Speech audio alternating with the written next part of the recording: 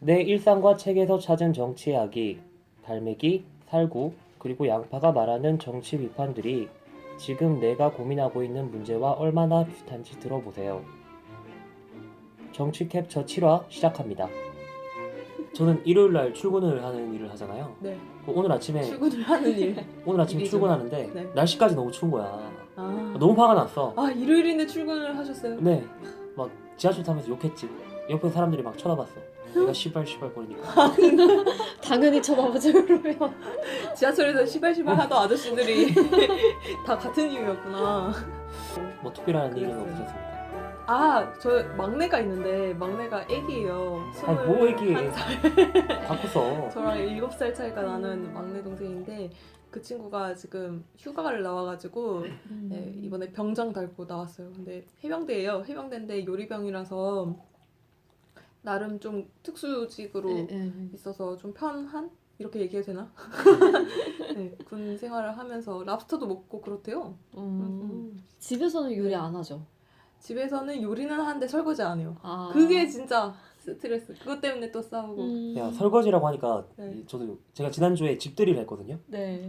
한번 해보고 싶었어요. 설거지를? 아니 집들이. 아, 집들이. 집들이 했는데 그래서 친구들한테 고기 구워주고 뭐 같이 김치로 뭐 라면도 끓여 먹고 그거 해보고 싶었어요. 근데 하니까 너무 힘들더라고. 이제 그날은 다 먹고 애들 가고 하면 되는데 다음날 일어나서 제가 그 뒷정리를 다 해야 되잖아요. 네. 맞아요. 고기 기름 다 닦고 설거지 다 해야 되고 그거 하면서 어떤 생각 들었냐면 음. 예전에 저희 집에서 이런 일 있었을 때 음. 제 본가 경주에서 음. 그때는 손님도 훨씬 더 많이 왔고 음. 할 일이 훨씬 많았을 거 아니에요. 음. 그 저희 엄마가 그 일을 다 했어요 혼자. 아빠는 보수적인 음. 사람이라서 그런 거 안 도와주고 나랑 누나는 어렸으니까 음. 그 엄마의 고생이 막 생각나면서 절절한. 눈물도 좀 근데 진짜 원룸에서 고기 꺼 먹었으면은 좀 약간 빡셌을 것 아. 같은데. 우리 다 다시는 안 할 거야. 아, 이거 민원 들어오지 않아요? 아니 그게 그래서 창문 열어놓고 음. 여기서 고기를 굽고 구운 걸 이제 가져와서 이렇게 먹는 저 시스템이었는데 책상에서. 다시는 못 옷에도 하겠더라고. 냄새 다 뵐 거 아니에요. 그러니까. 그래서 지금 양키 캔들 하나 다 갖다 놓은 거예요? 맞아요. 이거 그때 그 친구 중에 한 명이 선물로 사왔는데 아. 이게 맞아. 양파 살구는 뭐 했어요? 지난주에? 저는 어제 그 종로 5가 가서 아로나민 골드 C 플러스를 사왔습니다. 우와. 아니 갑자기 왜? 그래서 좀 힘들 때 뭘 먹어야 되나 해서 영양제를 찾는데 아로나민 골드만한 게 없다 하더라고요. 홍보하려고 나온 건 아니고 아로나민골 뭐 이거 그거죠? 광고 네. 부탁드려요. 그쵸. 그래서 그거 음. 사가지고 음. 지금 한 알씩 먹었는데 확실히 다른 것 같아요. 진짜요? 네. 그게 느껴지나? 그렇게 먹자마자 그게 느껴지나? 네, 그게 약간 저가 맨날 좀 오후만 되면은 이제 머리 띵하고 목 같은데 다 뻐근하고 되게 체력이 떨어지는 거 있잖아요. 네. 지금 내가 딱 그런데. 네, 나도. 가만히 있어도 피곤한 느낌이었는데 먹으니까 좀 그냥 생활할 만한 것 같더라고요. 우와. 그래가지고 네, 아로나민 골드 좋은 것 같아요. 추천합니다. 플라시보 효과 아니에요? 그럴 수도 있어. 그럴 수도 있어요. 그 안에 그냥 꿀이 들어있을 뿐인데.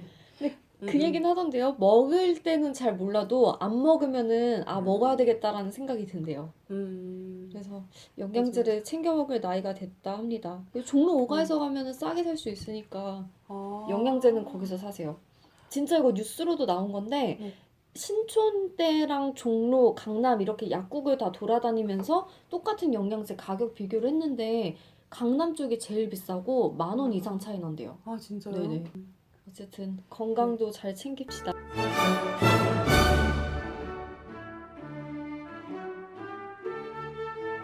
대선이 여러분 두 분은 언제 시작될 것 같으세요? 저는 벚꽃 대선 기대합니다. 대단. 빠르면 빠를수록 그렇다면 좋죠. 4월? 4월 중순? 빠르면 빠를수록. 두 분 다? 딩동댕. 자, 저도 4월인데 저는 4월 셋째 주. 4월 셋째 주? 네. 그러면 그래요. 내기할까요? 네. 저는 4월은 사실 이른 것 같아. 내 희망사항은 그렇긴 한데 그때까지 갈 만큼 지금 전국이 이렇게 꿈틀꿈틀 잘 움직여주지 않을 것 같아요. 저는 5월 예상하시는 건가요? 아니요 6월 6월? 미뤄질 것 같아요. 헌재에서 제발 힘을 좀 내서 빨리 결론을. 6월. 그래요. 어떻게 해든 조기 대선을 하겠죠. 던져요. 나는 6월 중순, 4월 중순. 4월 중순. 그럼 저는 4월 말? 4월 말.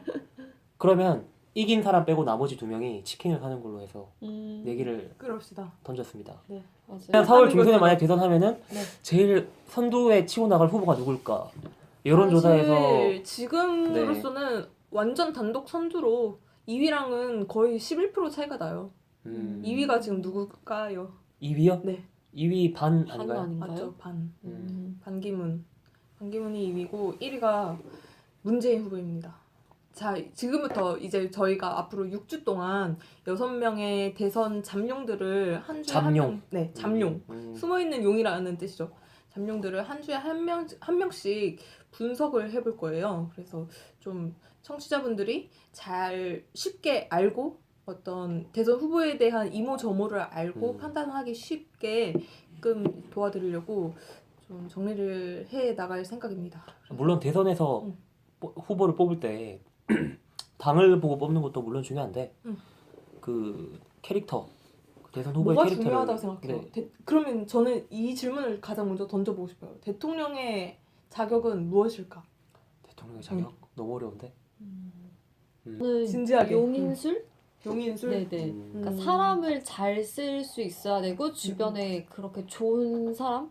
그러니까 인재를 보는 안목이 있고 그 인재가 적재적소에 가야 되겠죠.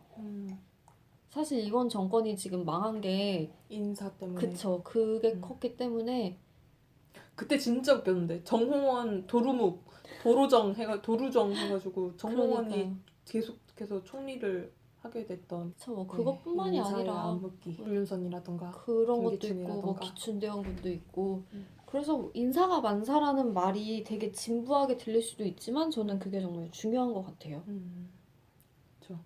저는 분명히 있는데.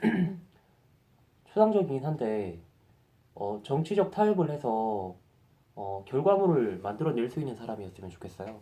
대통령은 좋은 사람이 되면 되는 게 아니라 성과를 낼 수 있는 사람이 돼야 한다고 생각하거든요.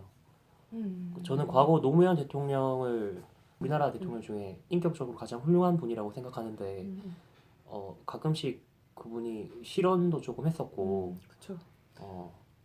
타협할 때 상대방을 설득의 대상으로만 보는 듯한 오류를 그분이 가끔씩 저질렀다고 생각해요.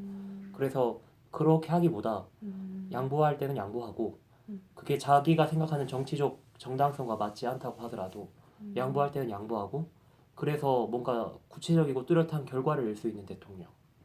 저는 버락 오바마 미국 대통령 지금 이제 퇴임한 분인데 그분이 그런 성과를 좀 이뤘다고 생각하거든요. 오바마 케어도 그렇고 뭐 기후 협상에서도 뭔가 얻어낼 건 얻어냈고 그리고 쿠바 협정, 뭐 이란 핵 협상 타결 그런 거 전부 다 자기와 반대 세력에 있었던 공화당한테 내줄 거 내주면서 정치적 타협을 통해서 결론을 이뤄냈던 거니까 그런 분이 대통령이 됐으면 좋겠어요. 오바마가 8년을 대통령 해서 그랬던 건 아닐까요?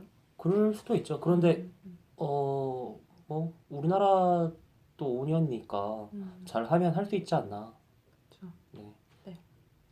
그렇게 해서 이제 오바마는 50%가 넘는 지지율로 퇴임을.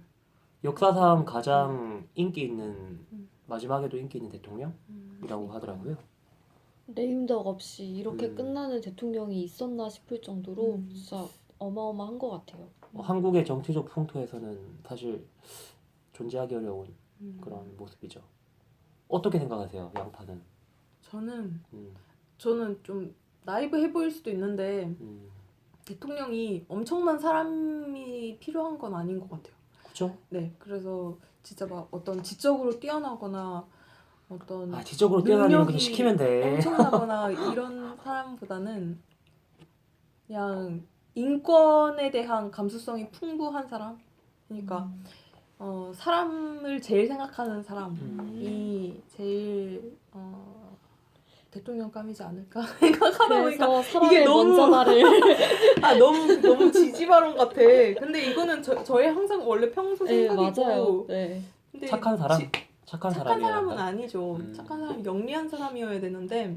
인권 감수성이 높은 양파의 입장에서는 사람이 먼저인 문 후보를 정리하는 게 좀 공감할 수 있는 부분이 많았을 것 같아요. 네, 저는 이제 그 전까지는 네. 한 2주 동안 이제 문재인 후보를 좀 공부를 하면서 그 전까지는 문재인 후보의 어떤 그냥 이미지를 보고 좋아했던 측면이 많았던 것 같아요. 네네. 되게 처음에 봤을 때 눈도 엄청 맑고 속눈썹도 길고 호랑하다고 해야 되나? 맞아요. 호탕하다? 소문이라고 하잖아요. 호탕은 약간 김무성을 호탕 느낌인데 그런 느낌 아니야. 약간 화랑 느낌 플러스 호탕인 것 같아. 약간 미중년. 어. 네네. 그래서 그런 느낌이 약간 커서 좋아했었는데 사실 이번에 공부를 하다 보니까 이 사람의 생을 좀 네, 많이 보게 네, 되었거든요. 그러다 보니까 아 이렇게 살 수밖에 음. 없던 사람이었구나. 그래서 이 사람한테 중요했던 가치가 사람일 수밖에 없었던 이유가 있구나. 그거를 좀 더 설득이 됐어요. 그래서 좀 맞아요. 개인적으로는 저희 특집이 보통 우리나라는 영웅이 마치 오듯이 대선에 갑자기 무슨 열풍이 불었고 그 인물의 이미지에 너무 휩쓸려서 좀 이면을 못 보고 찍은 경우들이 많았잖아요. 그러니까 이 사람의 그 생애가 어땠고 어떤 일을 했고 이런 과거의 행적을 보면 이 사람이 만약에 대통령이 됐을 때 어떻게 정치를 할지 그게 보일 수 있잖아요. 맞아요. 그래서 그런 거를 짚어보고 점검하는 걸로 되게 의미가 있을 것 같거든요. 네, 저도 항상 그런 게 궁금하잖아요. 그러니까 맞아요. 국민의 대표라는 사람을 뽑을 때는 이 사람에 대한 이 사람이 어떤 사람인지가 궁금한데 사실 그 사람을 알려면은 그 사람이 읽는 책이라던가 그 사람이 만나는 사람, 먹는 음식이나 어쩌면은 그냥 삶의 환경 이런 네. 것들을 아는 게 오히려 더 쉬울 수도 있어요. 그러니까 그 사람이 말하는 어떤 정책적 방향이나 이런 거를 아는 것보다.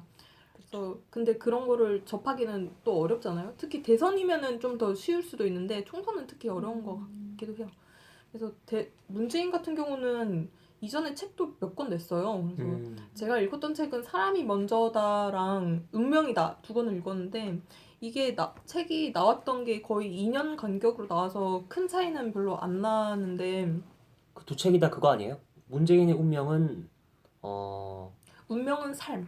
완전 이 사람에 대한 자서전. 정치적 이력을 시작하기 위한 지침돌. 맞아요. 받침돌. 네. 그 다음에 이제 사람이 먼저다는 네. 대권 후보로서 자신의 존재를 부각시키기 위한. 정확합니다. 그렇죠.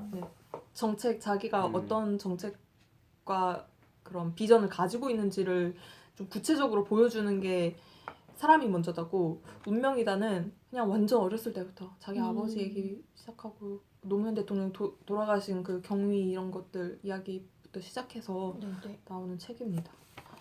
그래서 두 책의 성격은 굉장히 다른데 문재인이 좀 궁금하면은 이것부터 시작해도 그래도 한 30%는 알고 들어갈 수 있지 않을까 싶어요. 저희가 프로필을 먼저 얘기를 할 거고 그 다음 지지율을 그때는 살펴볼 거예요. 그 다음에 그 사람이 과거에 어떤 행동을 했었고 어떤 연역이 있는지를 볼 거고 그 다음에 성격 같은 것도 저희가 알아서 말씀을 해드리겠습니다. 그 다음에 이제 실질적으로 정책에 대해서 어떤 입장을 펼쳤었는지를 얘기를 할 거고 그 다음에 공약을 한번 짚어드릴 거예요. 그 다음에 앞으로의 행보를 예상하는 거랑 그 다음에 장점만 말을 할 수 없으니까 단점도 분석을 하도록 하겠습니다. 저희가 앞으로 되게 객관적으로 할 거예요. 그래서 그쵸, 분석을 해야 되고 기계적 중립을 지킬 거예요. 그쵸, 기계적 듣는 중립? 분들한테 우리는 정보를 전달하는 거니까 네. 최대한 객관적으로 하겠습니다. 사실 기계적 중립이란 단어를 별로 좋아하진 않지만은 대선 후보 같은 경우는 기계적 중립이 굉장히 필요할 것 같아요. 그쵸. 나 사실 문재인 싫어해. 아 그래? 문재인 너무 잘생겼어. 나 잘생긴 남자 싫거든. 네 알겠습니다. 그래서 53년생이고 그래서 올해 65세예요. 네. 그리고 경남 거제 출신입니다. 근데 부모님이 함경남도 흥남시 출신이세요. 탈북, 여기요. 이북이죠. 네. 음. 그때 이제 흥남철수 때 내려와가지고 거제까지 내려온 거죠. 야. 엄청나게 그 국제시장의 그 흥남철수 말하는 거 맞죠? 네네네. 그때 내려와서 그때 갑자기 내려오게 보다 보니까 집이 너무 찢어지게 가난할 수밖에 없었어요. 국립대 법학 학사를 졸업을 했고 세례명은 디모테오입니다. 배우자가 같은 학교 출신의 음대생의 출신의 후배와 함께 결혼을 했어요. 그래서 김정숙 씨고 슬하에 1남 1여가 있습니다. 그리고 제가 혈액형이 아주 예민한데 B형이세요. B형 남자. 전혀 예상하지 못했어요. 그게 비용이 거짓말이라니까. 혈액형에 너무 그러지 말아요. 아니, 인간을 네 종류로 나눈다는 것 자체가 말이 안 되지 않습니까? 네, 혈액형은 과학이에요. 혈액형과 별자리는 과학인데 여기서 또 갈리네요. B형이라서 깜짝 놀랐어요. 그래서 아 이분이 좀 숨기는 것이 많을 수도 있겠다라는 생각이 약간 들기도 했습니다. 객관적으로 하고 있어요. 아주 객관적으로 하고 있어요. 현재 더민주 상임 고문으로 계신 분. 이거 근데 이 프로필이 하나하나 다 사례가 있어요. 이 운명이다 책을 읽어보면은 이게 함경남도 흥남시에서 내려와서 어떤 찢어지게 가난한 삶을 살면서 불쌍한 아버지의 모습을 보면서 어떤 진짜 아버지의 죽음이 어떻게 됐냐면은 너무 뭐 가게를 열었지만 가게도 다 망하고 사람이 또 착하다 보니까 이런 빚이 많아졌어요. 어쩌다 보니까 가게를 하면서 네네. 빚이 많아졌는데 그 돈들을 다 받지 못하고 그러니까 빌려준 돈들을 다 받지 못하고 결국에는 그냥 이렇게 밥을 드시다가 맥주 한잔 하시다가 고개를 휙 이렇게 하시더니 돌아가셨대요. 그러니까 인생이 다 닳아서 스르르 꺼진 촛불과 같았다라고 표현을 하더라고요. 그러니까 너무나 힘든 삶을 살았다 이런 얘기인 것 같아요. 그리고 어머니도 이제 문재인 후보의 삶이 엄청나게 굴곡이 심하거든요. 네. 진짜 이렇게 이런 삶을 살구나. 이 시대에 태어났던 사람은 특히 운동권에 있던 사람은 평탄치는 않다라는 그런 삶을 살았는데 그거를 이제 서포트를 굉장히 희생적으로 하신 분이에요. 어머니가? 네네. 네, 어머니가. 네. 왜냐면은 그때 당시 경남중이 진짜 공부를 잘하는 학교였대요. 그쵸. 경남중에 수석으로 들어가고 이제 고등학교도 공부를 엄청 잘해서 졸업을 했고 근데 약간 경남고 네. 한강 이남의 최고의 명문고라고 불리는 네, 그런 데죠. 한강 이남이라면은 그러니까 서울 밑에서 제일 좋은 대학교란 거. 그러면 전국을 말하는 부산 쪽에 있어요. 부산에 있는 아, 경남고예요. 네. 네, 이제 거기에서 좀 같이 졸업을 했던 친구들도 되게 유명한 사람들이 많아요. 승효상 건축가 그분도 계시고 그리고 서병수 지금은 부산시장으로 있죠. 그 사람도 있고 그랬는데 이제 그때 당시에 좀 잘생기고 좀 이제 가난한 삶에 대해 어떤 청소년 시기에는 조금 반항심을 가질 수도 있잖아요. 네. 그러다 보니까 뭐 주먹도 좀 썼다 이런 말은 있긴 한데 그 내용은 이제 책에는 없고 인터넷에서는 찾은 내용이에요. 그러니까 주먹도 좀 쓰고 방황하던 시기가 있었다. 이 선한 얼굴로요? 네. 그런데 이제 다시 정신 차리고 대학을 가려고 했는데 이제 공부를 되게 잘했어요. 아무튼 공부는 무척 잘하는 상태였고 그렇죠. 유명하죠. 당연히 서울대를 이제 다들 갈 거라고 생각을 했는데 막상 학교를 갈 학비가 없는 거예요. 그래서 이제 대학을 포기해야 하나 이런 고민을 하고 있던 찰나 이제 경희대 총장이 아는 분이었던 거예요. 그래서 이제 경희대 총장이 4년 장학생으로 이제 우리 학교에 들어와서 공부를 해라. 법대로 들어와라. 네네. 그래서 이제 경희대 법대를 들어가게 되죠. 음. 저는 의외였어요. 솔직히 좀 경희대라는 학력이 네네. 좀 나쁘지 않은 학력이지만은 정치권에서는 되게 스카이가 많기 때문에 이제 스카이 위주로 졸업을 하지 않았을까 했는데 경희대 법학 학사더라고요. 일단 그렇게 해서 학교에 진학을 해서 대학에 진학을 해서 바로 운동을 시작합니다. 운동을 시작해? 맞아, 달리기를 맞아. 했어? 무슨 운동을 했길래? 장난 아니에요. 학생운동. 학생운동을 계속했고 이제 뭐 법학 모임도 하고 그리고 서울대 학생운동 모임, 고려대 학생운동 모임 이런 교류들이 잦아지면서 그때 당시 시절이 박정희 군사정권 시절이었으니까 그때 계속 이제 정권에 반항이라고 하면 안 되겠다. 항거하는 시위들을 많이 하면서 엄청나게 끌려가고 그리고 맞기도 하고 그랬대요. 그래서 학교에서 제적당하기도 했어요. 실제로 대학교에서 제적을 당하고 그 전에 이제 사실 1차를 패스를 했다가 네. 제적을 당하고 그리고 군대를 바로 가요. 근데 군대를 가는데 또 이제 갑종 꽝 찍힌 거죠. 그래서 이제 특전사로 갔는데 또 특전사 중에 제일 어려운 특수전 뭐 아무튼 뭐 그런 쪽으로 갑니다. 그래서 거기서 또 이제 폭탄을 설치했다가 폭탄을 해체하는 그런 일을 했었대요. 네. 근데 그걸 너무 잘해가지고 전두환한테 표창을 2번이나 받았다는. 되게 걔는 역설적인 IQ가 게 되게 네. 궁금하네요. 그쵸. 그 문재인 그러니까 학생 운동의 주역이었던 문재인이 네. 군대에서는 전두환 사단에 속해 있었어요. 아니죠. 근데 사단 전두환 아닌가? 사단이라고는 할 수 없는 게 그 표창을 주는 사람은 이제 그 위에 있는 사람이 대통령일 때 주니까. 주는 거니까. 근데 그때 당시 박정희 쿠데타를 막으려고 했던 전두환이랑 같은 계급에 있었던 정반대파의 사람이 있었거든요. 정 씨였는데 이름이 정확하게 기억이 안 나요. 그분에게도 이제 표창을 받았었어요. 그쵸. 그렇게 몰고 작은 가기에는 후배라고 볼 수는 그쵸, 없겠고. 네. 아니, 제가 방금 전에 말한 사단은 잘못된 편이고요. 저는 그 전두환이 지휘하는 부대원은 아니더라도 그 밑에 막 이렇게 있었던 줄 알았어요. 그건 아니구나. 네네네. 그건 아니었어요.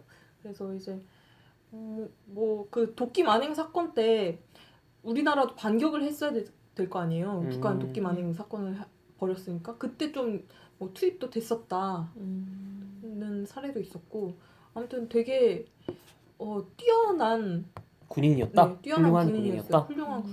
훌륭한 군인인지는 잘 모르겠고 뛰어난 군인. 네. 근데 문재인이 쓴 책에서는 자기는 중학교 때 개근상 받은 이후로 네. 처음 받는 상이었다라고 어. 표현을 하더라고요. 그러니까 그 전에 삶이 완전히 그러니까 운동을 하다 보니까 계속해서 뭔가 제적을 받고 아니면은 학교에서 좀 좋아하지 않는 학생이었던 거죠. 근데 공부는 잘해. 근데 공부는 잘해. 재수없어. 그래서 감옥에 가서도 이제 사실 2차를 또 이제 시험을 받고 이 전역을 하고 난 다음에 맞죠? 네, 전역을 하고 난 후에 사실 2차를 봤죠.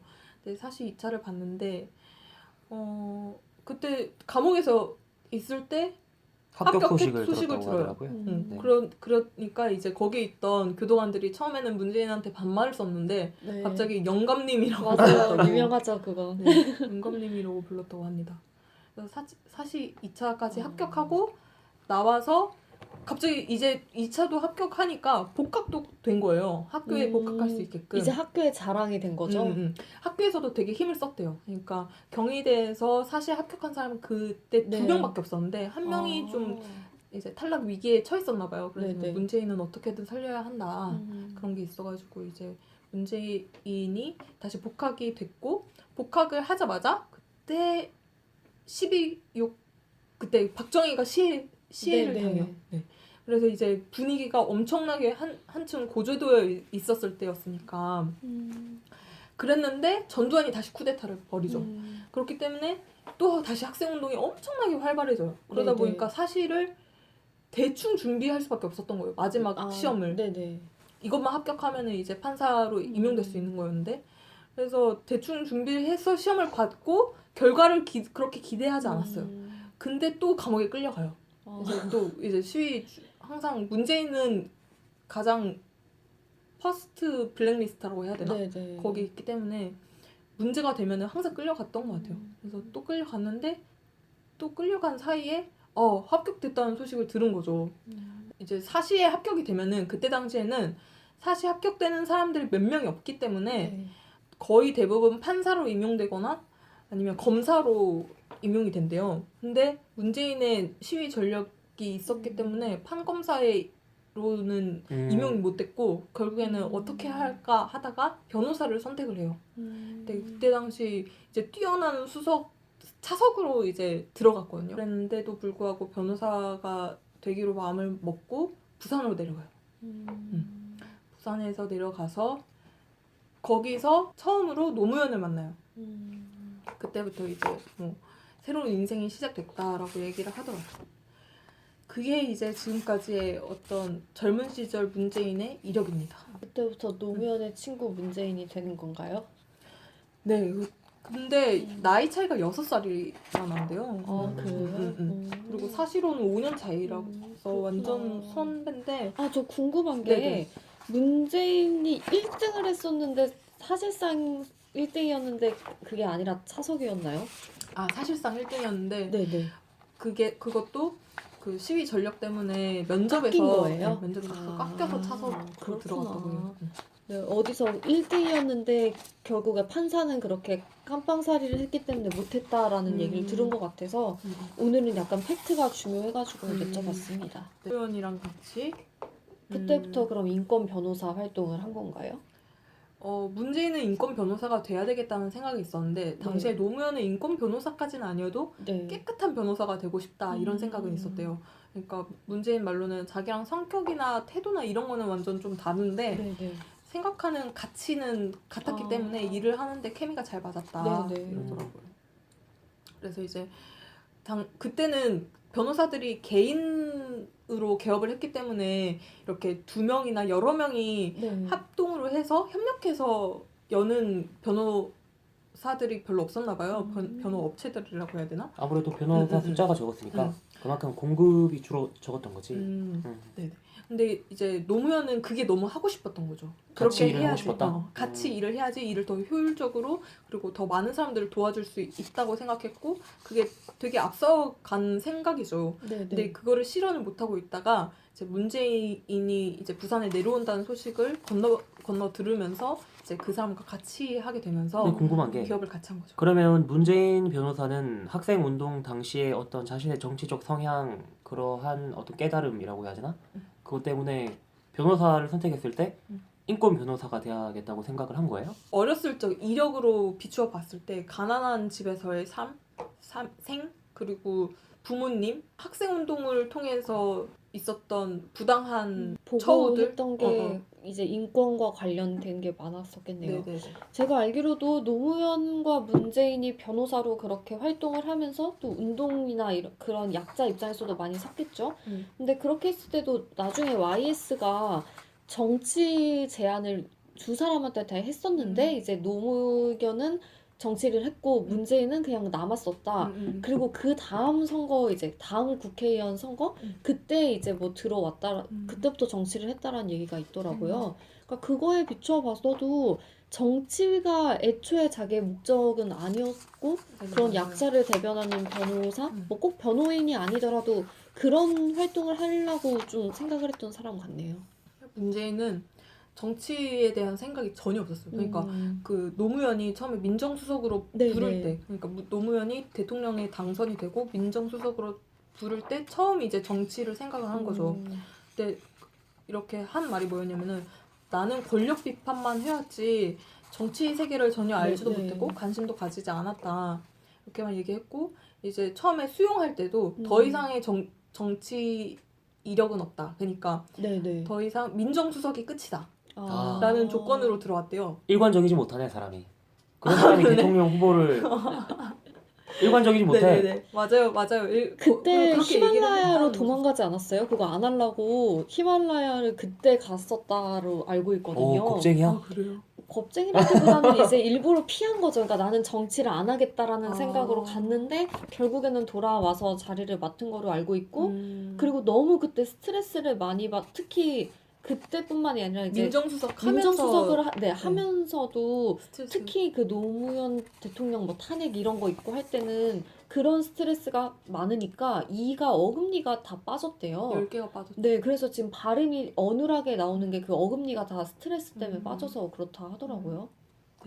그래서 그거 다 임플란트로 한 거래요. 그래서 임플란트로 했고, 그러니까 이분이 운동을 되게 좋아해요. 트레킹? 트레킹을 좋아해가지고 저번에도 이제 당대표 그만둔다고 사퇴하고 네네. 나서 히말라야 바로 그쵸, 갔잖아요. 그때 그때 가셨죠. 부탄 쪽으로 돌면서 그때도 항상 생각해야 될 때나 아니면은 정치에 진짜 신물이 나면은 산에 자주 가는 것 같아요.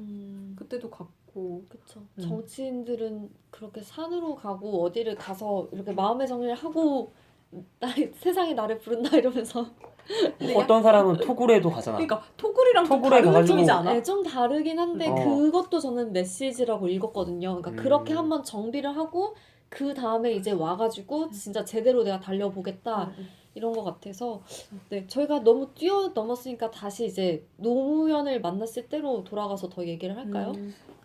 제가 그 사진을 하나 찾아봤는데 네. 그 노무현 문재인 법률사무소를 차리고 난 다음에 이런 광고 전단지를 돌렸었대요. 근데 인상적인 게 네. 이제 여기 뒤에 보면은 상담료는 받지 않습니다. 노동 법률 네. 상담소네요. 이게- 상담료는 받지 않습니다. 이 당시에만 해도 그 변호사의 공급과 수요가 맞지 않았어요. 공급은 네. 굉장히 적은데 수요는 많았던 거야. 음. 그래서 상담만 받아도 거액의 상담료를 물어야 했던 어. 시대였대요. 근데 그 당시에 이제 노무현이랑 문재인은 근데 초반에는 음. 노동법률 상담소가 아니었어요. 음. 그래서 이제 돈도 꽤 벌었어요. 네, 네. 둘이 꽤 벌다가 이제 나중에 점점 노동법률 상담소로 확정을 하면서 한 달에 수익이 200만 원 정도밖에 안 됐다고 합니다. 그 당시에 200만 원이면 적었을 것 같진 않아요.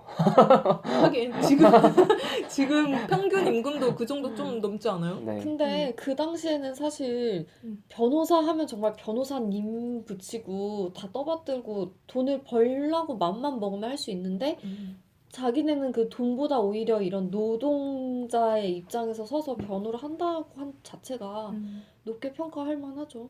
그래서 근데 이게 참 정치적으로 뭐 미리 고려를 한 건지 안 한 건지 잘 모르겠는데 이걸로 인기가 엄청 많아져요. 그러니까 부산 지역에서 노무현도 엄청 젊었었고 이제 문재인도 하도 젊다 보니까 네네. 최연소였대요, 둘 다. 어. 그러니까 문재인이 부산에 오기 전까지는 네네. 노무현이 최연소였는데 아, 문재인이 오고 변호사 나니까 중에? 언니가 완전 어. 최연소가 됐구나. 네네. 그래서 최연소인데 너무 똑똑하고 둘 다. 네네. 근데 심지어 수임료도 싸. 그러다 보니까 그리고 커미션 이런 거 전혀 안 네네. 받고 음. 너무 깨끗하게 하니까 음. 소문이 확 나면서 인기도 많아진 거죠. 그러면서 이제 노무현이 정치인의 이제 길을 가기 시작했고 네. 물론 한 번 당선되고 두 번의 낙선을 네네. 겪었지만은 낙선이 되면서 그 시간 동안 대선을 준비를 했다라고 표현을 하더라고요, 문재인은. 그래서 이제 좀 인상적이었던 거는 노무현이 좀 대단했던 게 우리가 대체로 대선을 준비한다 하면은 부피를 키워야 된다고 생각을 하잖아요. 네네. 그러니까 어떤 조직도 있어야 되고 선본인도 있어야 되고 뭣도 있어야 되고 돈도 많이 받아야 되고 후원금도 받아야 되고 이렇게 생각을 하는데 노무현이 제일 먼저 했던 거는 노무현 자신의 지식을 늘리는 일을 가장 먼저 한 거예요. 그래서 대선을 준비를 분야별 전문가 학습팀을 만들었대요. 그래서 외교안보팀, 교육팀, 복지팀, 경제팀을 만들어서 하루의 절반을 이 공부를 하는 데 썼대요.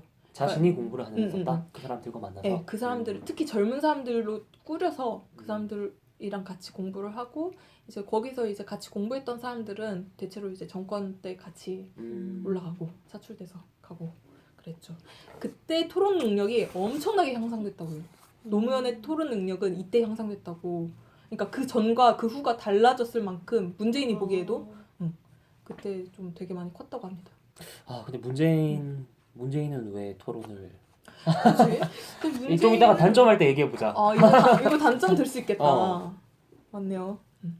네, 노무현은 그렇게 해서 이제 국회의원에 들어가면서도 그 전에 이제 국회의원 생활을 하면서도 뭔가 명패를 던져버린다거나 물론 이 사람이 이제 시원시원하게 말도 잘하고 그런 것들은 인기 요소가 있었지만은 좀 가끔 이렇게 폭력적인 누가? 노무현이 행동을 보여서 그런 게 조금 위험 요소가 있었다라고도 말하더라고요. 아무튼 그렇게 해서 이제 노무현이 대통령 당선이 되고 그때도 되게 드라마같이 당선이 됐죠. 누구도 뭐 당선되리라 생각하지 못했는데 당선이 된 거였으니까. 전 그때 노무현이 누군지 몰랐어요, 사실. 저희 아버지는 네. 저는 아직도 기억나는데 네. 노무현 같은 사람이 대통령 되면 누구나 다 이제 대통령 될 수 있는 거 아니야? 라고 말을 했던 게 기억이 나요.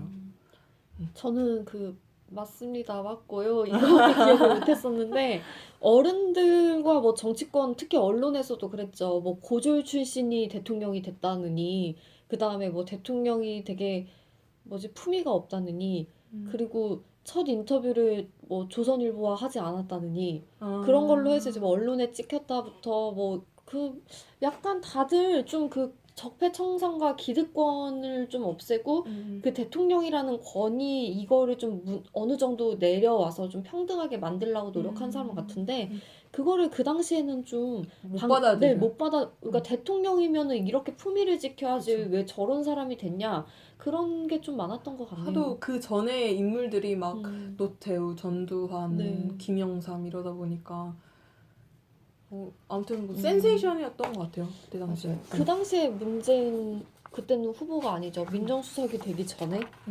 사실 네. 민정수석은 지금도 보면은 우리 민정수석이 지금 우병우? 우병우였잖아요. 네. 근데 우병우도 검찰 출신이잖아요. 네.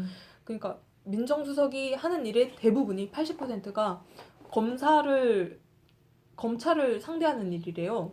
그래서 이제 검찰을 잡으려고 일부러 대통령이 민정수석을 이제 신임을 할 때는 대부분 검찰 출신들을 신임을 하는데 노무현은 그럴 의지를 보이고 싶지 않았던 거죠. 나는 검찰을 이렇게 잡기보다는 뭔가 견제할 의도는 없다라는 거를 일단 보여주기 위해서 문재인을 등용을 했다고 문재인은 그렇게 얘기를 하더라고요. 아, 검찰을 견제할 의도가 없었다고요? 그러니까 검찰과의 대화는 했어요. 검찰의 독립성을 최대한 존중하겠다. 이거구나. 그 표현이 정확한 것 같아요. 그쵸. 노무현이 대통령 됐을 때 내가 임기 중에 절대 통화를 하지 않을 두 사람이 검찰총장이랑 KBS 사장이라고 했잖아요. 언론의 그 독립과 검찰의 독립을 지키려고. 그래서 예전에 정현주 사장이 진짜로 자기한테 연락이 퇴임할 왔다고. 때까지 안 왔다라는 인터뷰를 네, 책에 그런 멘트가 나왔었습니다. 그래서 민정수석으로서 일을 하면서 그때 이제 스트레스를 되게 많이 받았대요. 일을 하면서 거의 대부분의 사안은 95%는 민정수석 라인에서 다 처리를 하고 네네. 5% 정도만 대통령한테 올라간대요. 그러다 보니까 업무량이 엄청났던 거죠. 생각해 여기까지가 사시 이후부터 정치 그럼 입문까지. 사실 이후에 그냥 정치를 이제 노무현보다는 좀 더 늦게 들어갔고 그다음에 노무현 대선 준비해서 거의 측근으로 계속 그쵸. 있었던 거네요. 정확히 말하면 노무현 대통령 사전과 사후로 구분을 해야 문재인이라는 인물을 알 수 있지 않을까 싶기도 하네요. 저는 문재인 후보가 네. 그 노무현 대통령을 기린 영화 변호인이 안 나오잖아요. 근데 알고 보니까 그 이후에 사실 합격해서 노무현을 만났다고 하더라고요. 그건 전 얘기긴 불임 한데. 사건 이후에. 그쵸. 그래서 노무현이 그때 이렇게 얘기했어요. 근데 아까 네. 말씀해주신 건데 노무현의 친구 문재인이 아닌 문재인의 친구 노무현이다. 네, 명언이죠. 그게 연설에서 한 건데 이제 그 사람을 알려면은 그 사람의 친구를 보아야 한다. 나는 문재인의 친구다. 근데 문재인은 나보다 굉장히 훌륭한 사람이다. 그러니까 나도 대통령이 될 만한 사람이다. 뭐 그런 식으로 연설을 노무현이 한 적이 있더라고요. 우리가 미국보다 앞섰어요. 우리 며칠 전에 오바마 대통령이 존 바이든 부통령한테 나는 이런 친구를 뒀기 때문에 대단한 거다 하면서 뭐 대통령 후장 주고 그랬잖아요. 제가 더 소름 끼치는 문장을 들려드릴게요. 저는 제가 아주 존경하는 나이는 저보다 적은 아주 믿음직한 친구 문재인이를 제 친구로 둔 것을 정말 자랑스럽게 생각합니다. 나는 대통령감이 됩니다. 나는 문재인을 친구로 두고 있습니다. 제일 좋은 친구를 두는 사람이 제일 좋은 대통령 후보 아니겠습니까? 이렇게 얘기했다고요. 문재인과 노무현은 정말 뗄래야 뗄 수 없는 이야기고 그러네요. 사람이 먼저다에서도 나는 분명한 친노다라고 못 박아서 얘기를 해요. 어떻게 보면 좋게 비춰줄 수도 있는 게 사실 노무현 자체보다 그 친노라고 하면서 귀족인 마냥 그렇게 호가호위를 했던 사람들 그런 사람들이 비판을 받아야 되는데 뭐 4.13 총선 때도 그랬고 계속 야당에서 뭐 친노 청산이다 이런 얘기를 하는데 그때 정말 노무현 정권이 있을 때 그때 정말 노무현 옆에 있던 사람과 이제 와서 자기가 친노라고 하는 사람과 그 친노가 아니라고 부인하는 사람들 그런 걸 이렇게 나누다 보면은 이 사람이 왜 친노에 들어가 있지? 이 사람은 왜 자기가 친노가 아니라고 하지? 하면서 좀 의문 가는 데가 많더라고요. 그래서 뭐 친노라고 꼭 나쁘다라고 말하기는 좀 어려운 것 같네요. 근데 요즘에는 또 친문이라고도 하잖아요. 맞아요. 근데 사실 친문이라고 해도 그걸 구분하기가 되게 어렵대요. 친문이다, 친문 아니다를 구분하기가 어렵고 어느 정도 층이 있는지는 기자들도 잘 모른다고 그렇죠. 하죠. 계파를 그렇게 나누는 거는 뭐 기사 쓰기 편하게 나누는 것도 있고 굳이 그렇게 우리가 나눌 필요는 없는 것 같아요. 네네. 대신 친박과 비박은 너무나 명확한 것 같아요. 네. 잠깐 쉬었다 갈까요? 그럴까요? 네.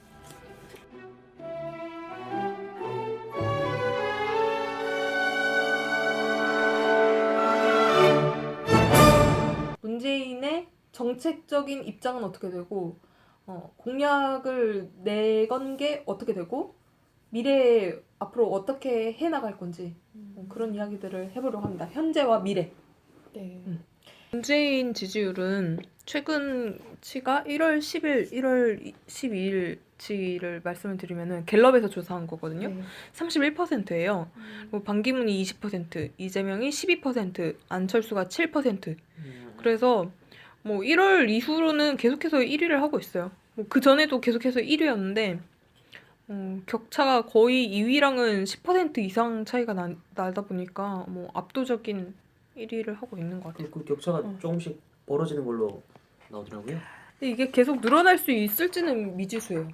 왜냐면은 지난 총선 때 문재인이 광주에 내려왔었을 때 콘크리트 비토층이라고 해야 되나? 그러니까 비토라는 게 반대한다? 이제 반대한다는 뜻이잖아요.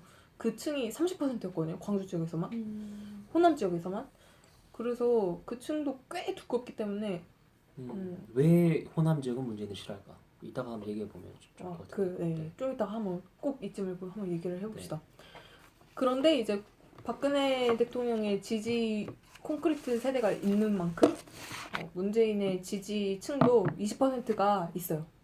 그래서 20%좀 먹고 들어간다. 근데 이걸 어떻게 확장을 시킬 거냐가 문제인 것 같아요.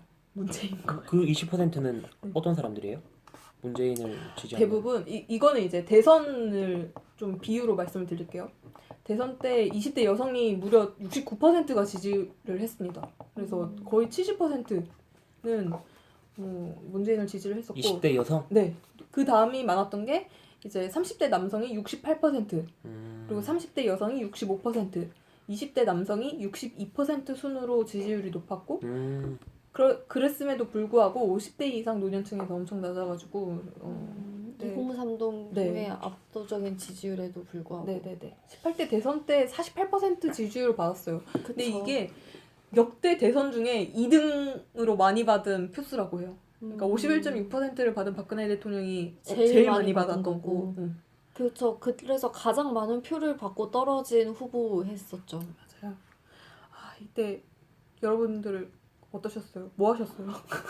저 그날 네. 변호인 보고 나왔다니까요. 그날 변호인 그날 제가 봤어요? 토익 스피킹을 학원에 다녀서 네. 스터디 카페 강남역에 있어요. CNN 카페라고. 거기서 공부를 하다가 6시에 이 생방송 중계 집계를 딱 봤죠. 근데 2등으로 떨어진 거예요. 그래서 아니다. 우리가 영화를 보고 나오면은 달라져 있을 거다. 설문조사는 믿을 게 못 된다 하고 나왔는데 더 벌어졌더라고요. 맞아요. 그래서 씁쓸했던 기억이 납니다. 저는 그날 아침부터 그 컴퓨터를 켜놓고 그 대선 정세를 보고 있었는데 네. 그때 제가 아는 동아일보 출신 기자, 지금 은퇴하시고 동아일보 논설실장까지 하셨는데 그분이 이게 KBS에서 여론조사를 사전 그 선거 출구조사를 발표하잖아요. 네. 근데 그분이 매 시간마다 이제 아는 KBS 기자한테 그 결과를 듣고 있었던 거예요. 그분이 저한테 계속 그 얘기를 해줬어요. 지금 2시인데 계속 문재인이 이기고 있다. 2시, 3시까지 계속 문재인이 이기고 있었어. 그래가지고 난 기분이 좋았지. 그 4시인가 5시 때 갑자기 그게 맞아. 박근혜로 바뀐 거예요. 그때 분노의 투표 맞아요. 50대 젊은 층 투표 올라갔다 하니까 갑자기 집에 있던 5, 60대가 다 나와서 맞아. 분노의 투표했다고. 투표 그래가지고 막 그때 그 선생님이 저한테 야 너 친구들 투표 좀 하라고 해 막 이러면서 그건 또 문재인 지지였거든요. 영화 칭연이 그 해직 기자 다루는 거잖아요. 네네. 거기서도 약간 그게 나와요. 그러니까 그동안 미디어가 MB 정부 때부터 너무 탄압을 받았기 때문에 정권 교체가 돼야만 우리가 다시 정상화가 될 수 있다 해서 다들 그렇게 기대를 하고 봤나 봐요. 근데 6시 딱 되고 출구조사가 나왔을 때 그 기자들의 표정이 영화에서 봤는데도 진짜 잊혀지지가 않더라고요. 그때 저는 카페에 앉아서 계속 친구들한테 문자 보냈어요. 야 투표하러 가. 그랬는데 결국엔 저도 이제 뒤처지는 걸 보고 영화 한 편을 보고 씁쓸하게 나왔죠. 그때 뭘 봤는지 잘 기억은 안 나요. 나 변호인을 봤어. 저는 기억은 잘 안 나요. 그때 제가 신촌 아트리온에서 영화를 봤거든요. 근데 엘리베이터를 같이 탔던 친구들이 서강대생들이었던 거예요. 야, 서강대 대통령이 됐으니까 서강대 뭐 떨어지지 않을 거야? 않을까? 이렇게 얘기를 하는 거예요. 그래서 좀 약간 얄미웠던 기억이. 아 멍청한 놈들. 근데 서강대 출신 학생들 중에 네. 대통령 박근혜 나왔다고 좋아하는 사람 그렇게 많았다고는 안 봐요. 없어요. 네. 자기가 최순실이야? 그쵸. 그래서 이제 대선 때 48%를 지지율을 받았지만은 탈락한 낙선한 문재인 후보는 18대 때 그때 슬로건이 사람이 먼저다였습니다. 저 그거 기억나요. 광고 보고 되게 감동 먹었었거든요. 음. 기회는 평등할 것입니다. 과정 이거 있잖아. 이게 음. 엄청 유명해서 이게 되게 문재인이 연설했던 거에 일부잖아요. 이렇게 네. 문재인 있고 옆에 자막에 막 기회는 공정할 것입니다. 막 이러면서 기호 2번 문재인 이렇게 나왔었어. 한번 읽어볼게요.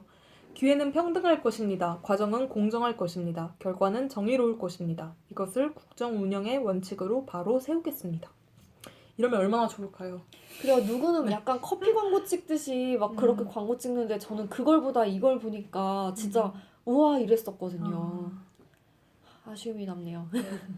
평등한 기회와 공정한 과정과 정의로운 결과는 정말 제가 너무너무 원하는 사회의 상인 것 같아요.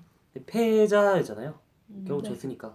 근데 되게 이걸 보면서 느낀 게 대통령을 하려면 자기가 원하는 세상은 어떤 모습인지 그 철학이 있어야 되는 것 비전이 같아요. 명확해야 네네, 되는 그거는 거죠. 있어야 근데 된다고 생각해보니까 생각해요. 그때 박근혜 대통령이 여자 그거 대통령인가? 맥심 그 광고 하듯이 광고 찍 뭐였는지 나 기억도 안 나. 커피 들고 이렇게 창문 옆에서 음. 그거 찍었잖아요.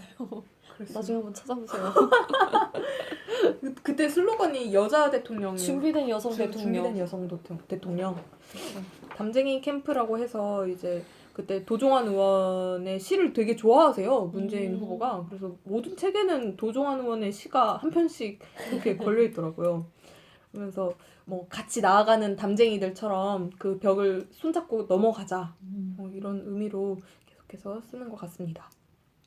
당시에 냈던 이제 그 공약들은 순환 출자 금지, 소상공인 특별법 제정, 이거는 재벌 개혁을 하자는 의미에서 나왔던 거고, 그리고 공수처, 고위공직자 비리수사처를 설치하는 거였죠. 저는 이게 박근혜 공약인 줄 알았어요. 그때 그리고 사실 중도 세력을 이렇게 포섭하기 위해 포섭이라고 해야 되나? 그 표를 얻기 위해서 결국 마지막에 갔을 땐 박근혜 후보의 공약이랑 문재인 후보의 공약이 구분이 차이가 안 됐어요. 대검 중수부를 폐지하는 것도 공약으로 있었고, 노인, 장기 요양, 그리고 사회서비스 제도를 충당하고 보편적 반값 등록금, 뭐 이런 거는 뭐 많이 있는 공약들이죠. 하여튼 네. 비슷했죠. 네. 그때 둘 다 공약이. 근데 좀 특이했던 거는 반려동물 권리를 위한 법안이 있었어요. 그러니까 문재인 후보가 지금 키우고 있는 동물이 네. 마루라는 강아지가 있어요. 풍산개. 마루. 풍산개 한 마리랑 그리고 찔찔인가? 그런 고양이가 한 마리가 있어요. 얘 아니야? 얘 아니야? 애견인이자 애묘인인 거예요? 네네. 근데 이 고양이가 웃긴 게 봐봐. 문재인 후보를 너무 좋아해가지고 쥐를 이렇게 잡아다가 집 앞에다 놔둔대요. 보훈을 하려고. 근데 이걸 안 치우는 거죠. 그 네네. 여사님이랑 이제 문재인 후보는 내키고 이제 놔두는 건데 사람을 얼마나 좋은 주인이었으면은 집사했으면은 고양이가 네. 쥐를. 쥐도 이렇게 잡아놓나. 아무튼 동물도 좋아하는 후보 객관적으로 하겠습니다. 네. 공정성을 유지합시다. 그때 당시에 이제 문재인 후보랑 안철수 후보가 이렇게 부딪혔을 때 신해철이 이 두 명에게 편곡을 해서 줬던 곡이 그대에게라는 곡이에요. 그래서 한 번만 읊어주시겠어요? 편곡을 해서 줬다고요? 두 후보한테 전부터? 네네. 아. for 문재인 안철수 해가지고 줬더라고요. 들어봐야 되겠네 나중에. 그건 끼워 넣어주세요. 무슨 기억나요. 내용인데? 무슨 내용인데? 아니 이거 그 우리가 다 잘 내 아는 거. 삶이 끝날 때까지 그 노래 말하는 그 노래를 문재인이랑 편곡을 해서 줬다면서요? 네네. 그 편곡하는 건 내용이 좀 달라졌을 거 아니야? 대한민국 이런 음성이 들어가요. 아. 짜작짜작짝 이런 게 그쵸. 같이 그 들어가요. 응원가의 대표적인 곡이니까. 네. 그건 기억나요. 두 사람이 뭐 손을 맞잡았습니다 이러면서 합쳤다라는 광고는 기억이 나는데. 저는 이 즈음에서 이 대목에서 한번 짚어야 될지 모르겠는데 네. 그 문재인이 그때 비판을 많이 받고 지금도 18대 대선에 관해서 비판의 대상이 되는 이유가 그때 안철수한테 후보 자리를 양보했으면은 안철수가 대통령이 됐을 텐데. 안철수한테 그러니까. 양보를 했다고 안철수가 된다는 보장이 있나요? 그것도 모르는 거죠. 근데 그때 응. 지금도 우리가 문재인을 가장 유력하다고 평가하는 게 여론조사 결과가 그랬잖아요. 네네. 당시에 양자 대결했을 때 음. 안철수가 박근혜를 압도하여 하는 걸로 나왔었거든요. 중도층을 네. 포섭할 수 있다고요? 그리고 그 문재인 안철수가 그 대선 후보 자리를 포기했잖아요, 결국. 네네. 그 여론조사에서 뭐 그 후보를 정하자 네네. 이러다가 결국 안철수가 포기하는 모양새가 돼버렸잖아요. 포기를 했죠, 실제로. 근데 이게 문재인이 고집을 부렸다. 그래요? 그거는 네. 그냥 애초에 문재인을 뭐 그런 분석이 있을 수는 있겠지만 사실 안철수도 사실상 같이 내가 문재인을 그럼 대통령을 만들기 위해서 같이 노력을 하겠다가 아니었잖아요. 그때 맞아요. 바로 미국으로 떠버리고 표정 엄청 안 좋고 네, 울고. 그렇게 되니까 이게 지금 도와주는 건지 엿먹으라고 음. 하는 건지 그러면서 비판을 많이 받은 걸로 알고 있거든요. 그러면서 이번에 뭐지 그 안철수가 나가려고 했을 때였나? 집에 한번 찾아갔었잖아요. 문전박대 당했던 게 어떤 사건 때문에 문전박대 당했? 그 국민의당으로 분열할 때 네, 맞아. 그때인가요? 그때 한창 이제 김한길이랑 네, 뭐 네. 박지원이랑 다 탈당한다고 그쵸. 했을 때 이제 문재인 당시 대표가 안철수 집까지 찾아가서 이제 같이 간 의원들이랑 집에 찾아가서 설득을 하려고 했는데 안철수한테 나가지 말라고 설득을 하려고 했는데 이제 다른 의원들은 집 안으로 들어오게 했대요. 네, 안철수가. 근데 문재인만 밖에다 세워둔 거예요. 40분 동안. 좀 심했죠. 근데 이거는 이제 나중에 손혜원 의원이 밝힌 건데 그때 문재인 후보의 지금 그 당시 대표의 네네. 주머니에는 사퇴서가 당대표 사퇴서가 들어있었대요. 그러니까 이제 얘기만 잘 되면은 네네. 이제 내가 믿을 만한 사람은 안철수니까 네. 당신에게 당대표를 위임을 하고 자기는 물러나겠다라고 하려고. 근데 이 얘기를 들었을 때의 느낌은 어때요? 근데 저는 안철수 의원이 그 뭐 18대 대선에도 그렇게 뭔가를 도와줬다거나 그 안철수 후보의 행동이 잘 됐다라고 보는 입장은 아니라서 그리고 사실 그때는 새정치민주연합이었었는데 거기서 그렇게 나가가지고 할 때도 전 좀 부정적인 입장이긴 했었어요. 그러다 보니까 좋은 얘기는 할 수가 없을 것 같네요. 저는 문재인이 생각보다 포기를 할 수 있는 사람인 것 같아요. 그러니까 저는 포기를 안 했으면 좋겠다는데 좀 더 강단 있게 힘들어도 버텼어야 됐다고 생각했는데 그때 놓으려고 한 거잖아요. 네네. 그거에 대한 약간 마이너스 점수를 다시는 정치로 안 돌아올지도 모른다라는 얘기도 있었어요. 만약에 4.13 총선에서 그 새누리당이 과반 이석을 차지하고 더민주가 국민의당이 호남을 다 먹어버렸으니까 만약에 더민주가 그때 져버리면은 아마 문재인 그때는 대표였으니까 대표는 아예 정치권을 떠날 수도 있다라는 얘기가 많았던 걸로 알고 있어요. 다행인지 모르겠는데 그때 네. 40분 동안 문을 안 열어줬기 때문에 일단 문재인이 당대표를 유지하다가 이제 나중에 김종인을 데려오면서 그 대표직을 사퇴를 했죠. 그러고 나서 그때 이제 좀 광주에 내려가서 했던 말이 호남에서 밀어줘야 된다. 네네. 호남에서 밀어줘. 호남이 그 정확히 거기서 기억나는 멘트가 그거였죠. 호남에서 우리가 승리하지 못하면 나는 출마하지 정치인을 않겠다. 그만두겠다. 대선 출마를 안 한다고. 대선 출마를 안 한다는 게 사실 그 정치인으로서의 이력을 포기하겠다는 거니까 그 말했죠. 근데 이제 결과적으로 국민의당이 이기면서 민주당이 호남에서 졌음에도 불구하고 지금 정치 행보를 계속 보이고 있으니까 네, 맞아요. 이에 대한 비판이 일기도 했죠. 네, 남아 근데 이런 중천금인데 왜 말을 안 시키냐 이러면서. 그거에 대해서도 이제 기자회견을 했더라고요. 근데 기자회견에서 네. 하는 말이 그때는 이제 새누리당의 그런 과반 의석을 네, 막아야 네. 되고 어떤 정치적인 것들을 많이 생각해야 하다 보니까 그렇게 얘기를 할 수밖에 없었다. 그런데 현재도 마찬가지다. 호남이 지지를 해주지 않으면은 우리는 정치를 할 수가 없다. 이렇게 얘기를 하더라고요. 그렇게 빠져나가더라고요. 그쵸, 뭐 지역주의를 더 공고히 하려는 의도 아니야? 실망스러운데. 뭐 그런 식으로 채널 A 기자가 물어보긴 하더라고요. 역시 종편. 지역 패권주의를 계속 유지하려는 실망스럽군요. 그래도 강남에서도 더민주 의원이 당선되게 만든 거는 이번이 처음 아니에요? 강남을. 네, 강남을에서 2번 그러니까 야당 후보가 야당도 아니죠. 그러니까 새누리 쪽 보수가 아니라 진보 성향의 정당에서 국회의원 나온 적이 없을걸요? 근데 그만큼 근데 전현희는 강남을이 전현이거든요. 네, 근데 네. 전현희는 워낙 좀 새로운 인물이기도 했고 강남을 지역이 제 생각에는 강남이라고 다 같은 강남이 아닌 것 같아요. 강남갑은 그쵸. 확실히 갑이랑 을은 또 음. 다르죠.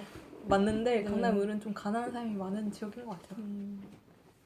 그냥 똑똑한 사람을 뽑은 거 아닌가? 그 생각도 들죠. 근데 강남을 쪽이 물론 거기가 뭐 주변에 비해서 부촌이 아닌 것도 있긴 하고 그쵸 뭐 인물이 어쨌든 그래도 실력이 있다라는 사람이 나왔지만 근데 출구조사까지만 해도 전현희 후보가 지는 거로 나왔었어요. 네, 진짜요? 그러다가 출구조사를 업고 나온 거기 때문에 생각보다 민심이 많이 바뀌었구나라는 게 있어서 저는 더민주에서는 사실상 4.13 총선은 대성공을 했다고 보는 입장입니다.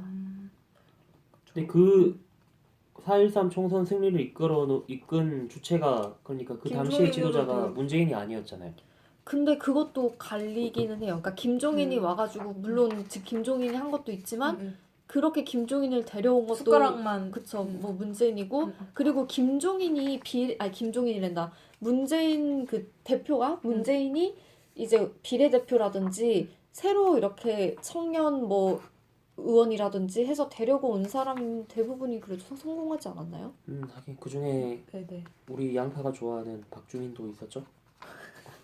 양파가 좋아, 문재인이 좋아. 이제 밝힐 때가 됐잖아. 양파가 좋아 문재인이 좋아? 아, 양파가 좋아. 아니 박주민이 좋아, 문재인이 좋아. 저는 둘 다 객관적으로 보기 때문에 아, 네, 그래요? 기회적 중립을 위해서 아니 그 굉장히 뭐 구차한 변명으로 들린다. 기계적 중립. 뭐 그렇습니다.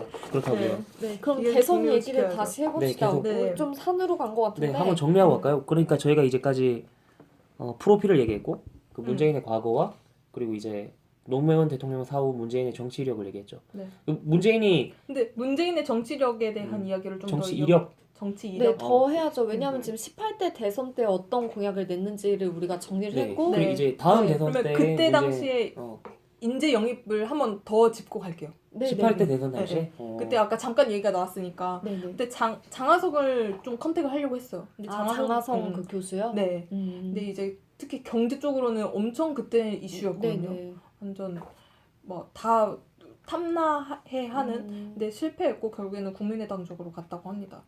근데 이제 표창원 당시 경찰대 교수였죠. 를 영입을 했고 웹젠에 김병관을 데려오면서 안철수의 그 공백 IT 공백을 네, 김병관으로 막았다. 그쵸. 그런 말이 벤처에. 있더라고요. 네. 그런데 이제 김종인이 이제 숟가락을 얹으러 이렇게 들어오면서 이렇게 네. 말하면 또 안 될 수도 있겠지만 정청래랑 이해찬을 컷오프로 탈락을 시켜요. 네네. 그리고 인재 영입 비례대표 후보로 데려왔던 문재인이 데려왔던 김빈이라는 그 디자이너를 이제 김종인이 내치고 내치죠. 그래서 이제 김빈은 엄청 억울해하긴 했었어요 그때 당시에. 김종인은 요새 뭐 하는 거야? 아유, 그 할아버지도 참. 김종인도 지금 총리 준비하지 않을까요? 그럴까요? 네, 내각 그리고 비례대표도 바라겠죠. 다셨고 뭐. 네네.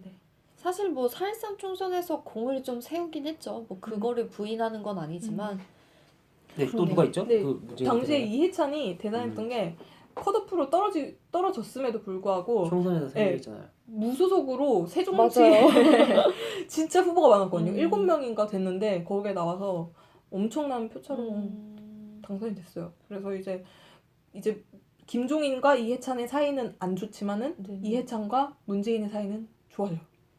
신기하죠. 아, 그 정치인들 중에 네. 문재인을 까는 사람은 안철수밖에 없는 것 같아. 김종인. 보니까. 김종인은 이제 문재인을 까야 자기 지지율이 올라가니까. 김종인이랑 문재인은 서로가 서로를 진짜 적대적으로 싫어하는 게 아니라 약간 적대적 공생 관계라고 해야 되나? 약간 그런 느낌도 좀 들고. 그래요? 근데 문재인이 김종인 욕하는 건 본 적이 없는데 아. 김종인은 문재인을 하고 한 날 맨날 욕하던데요? 그래요?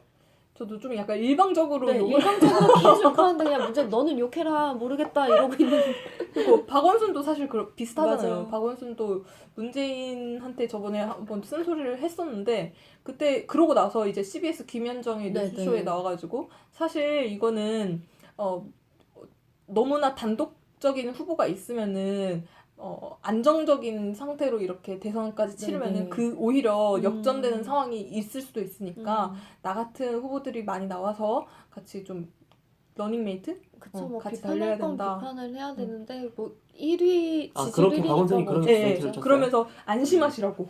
아, 그러니까 지지자 여러분들 안심하시라고. 우리 분열되지 않는다. 우리는 하나 결국엔 뭉칠 것이다. 이렇게 얘기를 하더라고. 그래서 안심했는데 안심해도 될까요? 잘 모르겠네요, 근데 정치는. 방금 전에 이 말하니까 생각나는 게 네. 확실히 문재인은 어떤 한 사람을 꼬집어서 음.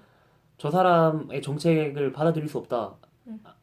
좀 강도가 세게 비판을 하는 경우가 거의 없는 것 같아요. 박근혜 근데 정책은 박근혜 그렇게 대통령 비판을 하는 것 같아요. 한테는 하는데 음. 그 제일 인상적이었던 사진이 노무현 대통령 사후에 그 각하가 그 MB 각하가 그 문상을 하러 왔잖아요.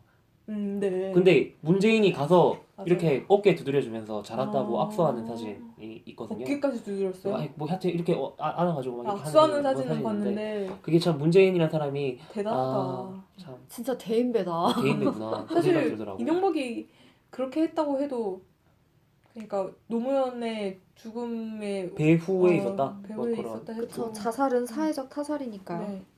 이건 앞에서 좀 말을 했어야 되는데 그러니까 노무현이 떨어지고 나서 부엉이 바위에서 떨어지고 나서 병원에 실려오고 나서 이제 비서관의 전화 연락을 받고 바로 문재인이 달려왔는데 피랑 이런 것들이 너무 말도 안 되게 망가져 있어가지고 이걸 도저히 부인에게 사모님한테 보여드릴 수가 없겠다. 그래서 빨리 꿰매고 피 다 닦고 이제 좀 나아진 모습으로 보여드리자. 그때 당시 이제 의학적으로는 사망한 상태였대요. 하고 나서 이제 좀 이따 이제 사모님이 오셨을 때는 딱 그 얼굴 봤을 때 그 얼굴이 되게 평온한 얼굴이었대요. 죽은 사람의 얼굴이라고 믿을 수 없을 정도로 평온한 얼굴이었고 근데 이제 이거를 사망한 상태다라는 걸 알려야 되니까 왜냐면은 그때 그냥 전기 충격기로 계속 심장을 뛰게는 만들고 있었대요. 이제 이거를 이제 결정을 해야 되잖아요, 부인이. 그러니까 부인한테 이제 사망한 상태니까 이제 그만하자라고 말씀을 드리고 기자회견을 한 거죠. 돌아가셨다고. 그리고 그 이야기를 하는데 되게 덤덤하게 쓰긴 했는데 그 뭔가 그림이 그려져서 슬펐어요, 되게. 아무튼 갑자기 이제 과거로 갔다가 다시 현재로 왔다 갔다. 네, 현재로 뛰어와서 시공간을 초월하는 팟캐스트입니다. 그래서 이제 19대 대선이 우리가 예측하기를 이제 4월 중순이냐 4월 말이냐 5월 중순이냐를 가르고 이제 20대 대선이 아니라 19대 대선을 예측을 해봅시다.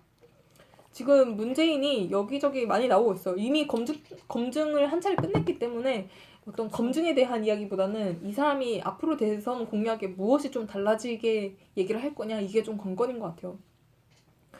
네, 사실 이 사람에게서 제가 좀 뭐 달라진 점이 있다고 좀 본다면은 되게 생각보다 구체적이다. 일단 추상적으로 뭐 사람이 먼저 나가 이렇게 얘기를 하는 것들이 아니라 뭐를 설치해야 되고 이런 거를 해결하기 위해서는 무엇이 필요하고 이런 것들이 가이드가 이미 그려져 있는 것 같아요. 그래서 자기 자신을 준비된 후보라고 많이 그렇죠. 얘기하잖아요. 문제는. 맞아요. 뭐 그거를 강조하는 게 이번에 좀 더 메리트가 될 것 같으니까 잘 강조를 했으면 좋겠습니다.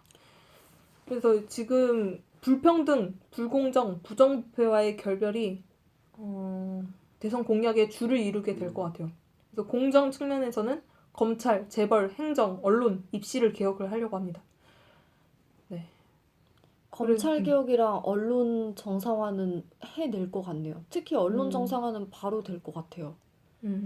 특히 언론 정상화. 네. 아니 난 언론 정상화가 제일 어렵다고 보는데 그걸 어떻게 그렇게 우선 해직 기자들을 어느 정도 복직을 시키는데 되지 않을까요? 그리고 정권이 언론에다가 그렇게 입김을 불거나 영향력을 행사하지 않겠다라는 거를 우선 노무현이 대통령일 때 참여정부에서 그걸 지켜냈잖아요. 그랬듯이 언론의 자유를 보장하는 거에는 누구보다 적극적인 후보가 될 것 같아요. 사실 이 부분은 따로 떼놓고 얘기 한번 하면 좋을 것 같은데 저는 언론의 자유를 보장하면 언론이 자유롭게 나쁜 짓을 할 것 같아.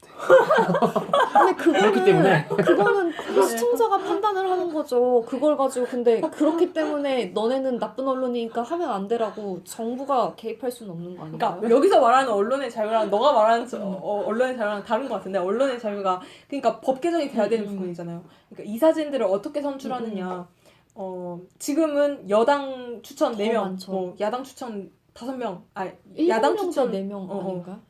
5대3가 그럴걸요? 그래서 일단 야당 추천 쪽이 더 될 네, 수 아무래도 있게끔. 공영방송인 KBS 네. 문제만 해결하면 법안 통과 뭐 그 관련하면 되니까 그 의지를 갖고 있다는 거겠죠. 네, 뭐 그것까지 해주면은 진짜 땡큐일 것 같아요. 네, 네. 문재인 대표님. 네.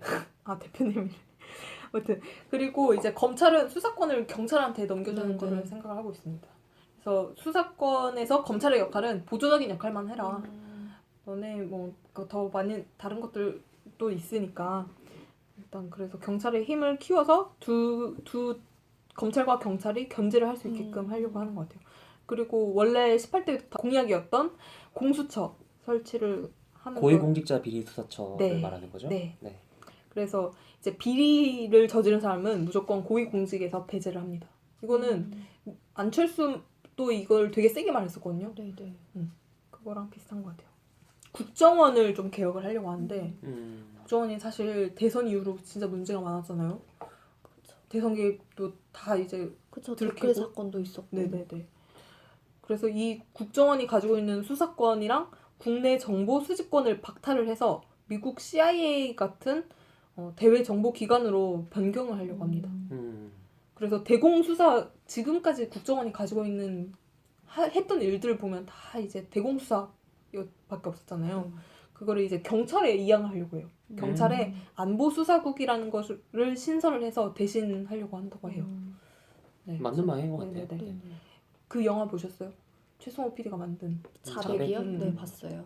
자백 보면은 진짜 국정원은 개혁이 정말 필요한 곳인 것 같아요. 그리고 이제 재벌 개혁은 일단 4대 재벌부터 개혁을 한 다음에 10대 재벌을 개혁하는 순으로 이렇게 차차 나아가려고 하는데 재벌 개혁은 참 그런 순환출자에 있어서 지주회사 요건이랑 규제를 강화를 하고 자회사 지분의 의무 소유 비율을 높이겠다 뭐 이런 식으로 해서 이거는 전에 공약에서도 있었던 거기도 하고 그리고 을지로위원회가 재벌의 골목 상권을 침범하는 거를 막기 위한 그런 위원회래요. 그렇죠. 뭐 을들을 위한 모임 이렇게 네네네. 했었잖아요. 그래서 그거를 좀 확대를 하겠다. 뭐 금산분리 정책이 있습니다. 공약이 있습니다. 그리고 두 번째로는 세월호랑 메르스 사태 때 우리 정부가 미흡했으니까 국민 생명에 좀 최우선을 두고 좀 특이했던 거는 치매 국가 책임제라는 거를 두겠다. 그러니까 치매가 있는 가족이 있으면은 사실 그 가족 전체가 엄청 고생하잖아요. 그런 어려운 복지는 나라가 책임져야 된다라고 해서 치매 국가 책임제를 공약으로 겁니다. 또 이제 협력 국가라는 슬로건이 있는데 이건 뭐냐면 공약이 있는데 이건 뭐냐면은 대기업이랑 중소기업이 같이 이제 상생을 할 수 있는 방법. 그러니까 대기업과 중소기업이 지금처럼 뭐 하청식으로 한다기보다는 기술을 공유를 하고 평등하게 좀 커갈 수 있는 방법을 고민하는 것 같아요. 이거는 기업뿐만이 아니라 지역 간 성평등, 세대 협력으로 또 확장이 됩니다. 성평등 하니까 제가 또 에피소드 하나 기억나는데 문재인 대표 부인이 이름이 뭐였죠? 김정숙 여사인가? 김정숙 여사가 문재인이란 사람을 한번 시험해 보기 위해서 연애를 하던 시절에 문재인 앞에서 담배를 이렇게 한번 폈대요. 그 당시에 아무래도 마초 문화가 심했던 시대니까 이 사람이 늘 정의를 얘기하면서 자기 여자 앞에서는 넌 내 부인인데 어떻게 담배를 필 수 있어? 그런 태도를 취하는 것이 아닌가 시험해 보려고 했대. 근데 김정숙 여사가 담배를 이렇게 꼬나 물고 피는데 문재인이 아무 말도 하지 않았대. 그냥 바라만 보고 있었대요. 그리고 나중에 내 담배 피우는데 왜 거기에 대해서 아무 말도 하지 않았느냐라고 문제제기를 하니까 문재인이 아니 담배를 피우는 건 당신의 취향이지 내가 개입할 수 있는 영역이 아니다. 그렇게 얘기를 했대요. 장난 아니야. 그 당시에 그 네, 젠더 그 감수성이라면은 마인드. 대단하네요. 저는 놀라서 물어봤을 것 같은데 그건 대단하네요. 아무튼 그렇게 해서 좀 책임지고 해낼 수 있을 것 같은 분야는 제 생각엔 재벌 개혁인 것 같아요. 재벌개혁. 네. 조세 감면 제도를 폐지를 하고 지금까지 재벌들이 법인세를 낮은 법인세가 있고 또 이제 준 조세 네. 형식으로 지금의 뭐 K스포츠 재단이나 아니면 미르 재단에 투자하는 식으로 정경유착이 이뤄져 왔었잖아요. 근데 그것들을 다 없애겠다. 준조세를 없애겠다라는 겁니다. 그러면 이제 법인세를 좀 더 강화를 하겠다는 뜻이겠죠. 그리고 산업용 전기료가 되게 싸잖아요. 우리가 집에서 쓰는 전기료보다 산업용 전기료가 굉장히 싼데 이거를 사용하는 15대 대기업은 매년 평균적으로 2조 5천억 원 정도 적게 낸대요. 근데 이거를 이제 좀 올려서 산업용 전기료를 좀 더 내게끔 하겠다라는 거죠. 그리고 전 재밌었던 게 청와대 집무실을 무려 그 서울 정부 서울 청사 있잖아요. 그 광화문 옆에 있는 네네네. 그쪽으로 옮긴다는. 네, 그 건물로 옮긴다고 해요. 아 거기 엘리베이터 진짜 느린데. 뭐 딴 얘기긴 한데 거기 네. 야 진짜 그렇죠. 청와대를 네. 국민에게 돌려준다라고 얘기를 했죠. 네네. 그래서 청와대랑 이제 북악산을 좀 시민들이 와서 놀 수 있는 공간으로 만들겠다. 네네. 휴식 공간으로 만들겠다. 그래서 저는 되게 새로웠어요. 괜찮긴 근데- 하겠네. 그러면 집에서 출퇴근하는 모습이 그려질 거 아니에요? 그쵸. 네. 집에서 출퇴근하고 예전에도 한번 말했었던 것 같은데 남대문에 가서 이제 뭐 상인들이랑 술 한잔 하고 집으로 퇴근하겠다. 경우 어떡해요? 거기 경우. 이제 뭐 따라가겠죠. 경우 어떡해. 진짜. 대통령들은 항상 이런 걸 꿈꾸는 것 같아요.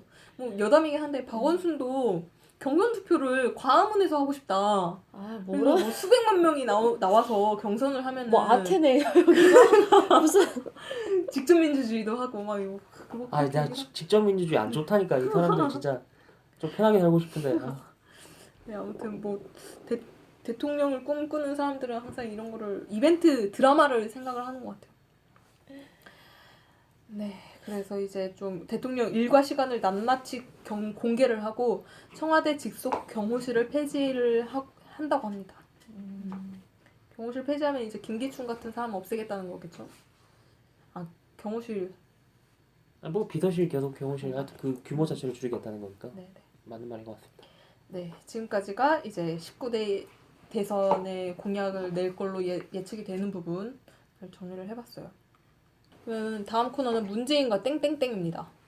이게 뭐냐면은 문재인과 좀 우리가 연관지어서 생각해 볼 수 있는 인물들을 몇 명을 데리고 왔어요. 문재인과 김종인. 김종인? 네. 아까 얘기가 계속 나왔는데 네네. 사실은 뭐 가족 동반 외식을 자주 한 사이라고 해요. 그리고 18대 대선 때 출마를 할 때 김종인을 데려오려고 했으나 박근혜 캠프로 갔었죠. 네, 그때 못 데려와서 이제 19대 대선 때 또 다시 총선 때 20대 총선 때 다시 데려왔죠. 저는 문재인이 앞으로 김종인을 어떻게 컨트롤할까? 컨트롤이라고 표현을 하는 게 맞나? 다시 중용을 할까? 그게 지켜봐야 할 관전 포인트라고 생각해요. 이 김종인이라는 노인네는 그 사람이 판세를 잘 읽는 건지 아니면 그 사람이 정말로 국민들의 어떤 정치적 여론을 자기 편으로 만드는 능력이 있어서 그런지 선거에서 실패를 안 하잖아요. 늘 승리만 하니까. 이 사람이 가지고 있는 또 가장 큰 무기가 경제 민주화인데 근데 김종인이 생각하는 경제 민주화보다 더 진보적이에요. 문재인이 생각하는 경제 민주화는 아까 말한 것처럼 되게 평등한 위치에서 같이 상생을 하는 거를 생각을 하지만은 김종인 같은 경우에는 그 골목 상권 침해를 막는 것, 침범을 막는 것 이 정도를 생각하는 게 그 청사진이거든요. 그래서 약간 차이가 있는 것 같아요. 그래도 도움은 받을 수 있을 거 그쵸, 아니겠습니까? 네. 다시 두 사람이 손을 잡을까요? 잘 모르겠어요. 김종인을 안고 가면은 좋은가를 먼저 생각을 해봐야 될 것 같은데 뭐 정치인의 합종 연행이란 건 뭐 예상하기가 힘들죠. 김종인만큼의 어떤 경제 전문가를 영입을 한다면은 좀 그게 또 새로 보일 수 있을 것 같기도 해요. 저 문재인 후보한테는 득이겠지만 그게 이루어질까 했을 때는 가능성이 좀 희박하다라는 계륵 생각도 같은 들어요. 존재인가 김종인은. 그렇습니다. 그리고 다음은 문재인과 박원순.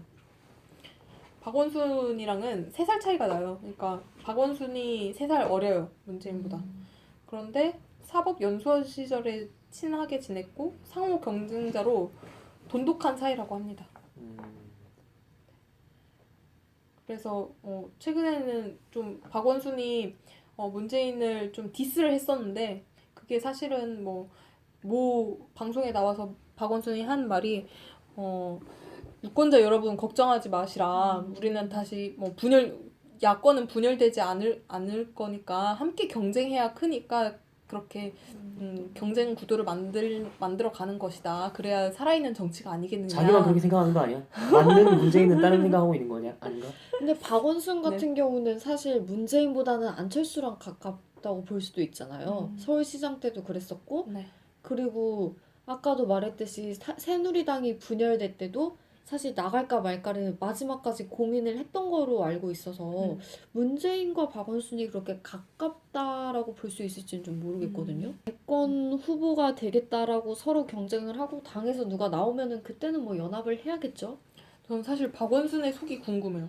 그러니까 문재인이야 진짜 완전 대선에 대한 마음이 확실하겠지만은 박원순도 진짜 대선에 욕심이 확실할까?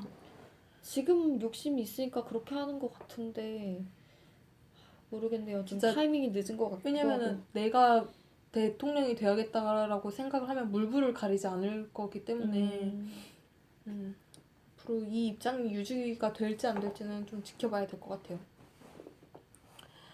네, 그래서 이제 문재인과 땡땡땡은 한 2명만 이렇게 보는 게 좋은 것 같아요. 나머지는 차차 보기로 하고. 그리고 대선을 앞두고 요즘의 행보를 좀 보겠습니다. 2016년 6월에 히말라야 트레킹을 다녀오셨어요. 그래서 대표직을 사퇴를 하고 당이 엄청 위기에 있었을 때 이제 대표직을 사퇴를 하고 네팔에 가서 트레킹을 하면서 수염을 엄청 기르셨죠.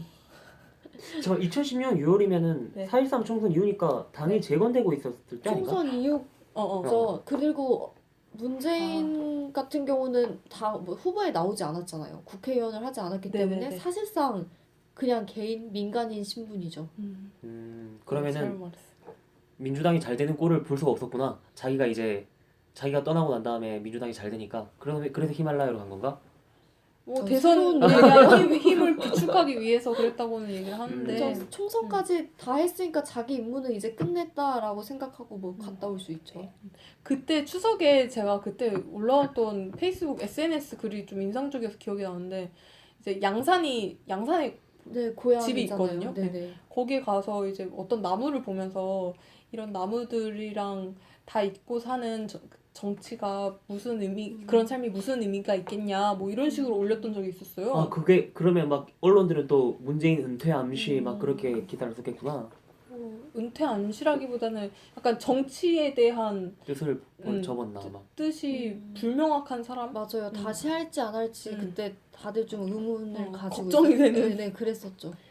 그런 걸 안 했으면 좋겠어요, 솔직히 말해서. 그런 거 그냥 개인 친구 공개로 쓰셨으면 좋겠습니다. 불안해요. 어쨌든 간에 호남에선 전패에 가까운 참패를 했고 수도권에서는 전승에 가까운 싹쓸이를 하면서 20대 총선을 마무리하고 이렇게 히말라야 트레킹을 다녀왔고 10월에 대선 캠프가 나옵니다. 싱크탱크의 이름은 정책공간 국민성장. 네, 이게 출격을 했어요. 그래서 문재인의 경제민주화는 기존의 경제 패러다임으로 더 이상 우리 경제가 성장할 수 없다는 것이 확인됐기 때문에 바꿔야 한다는 게 경제민주화. 모호하죠.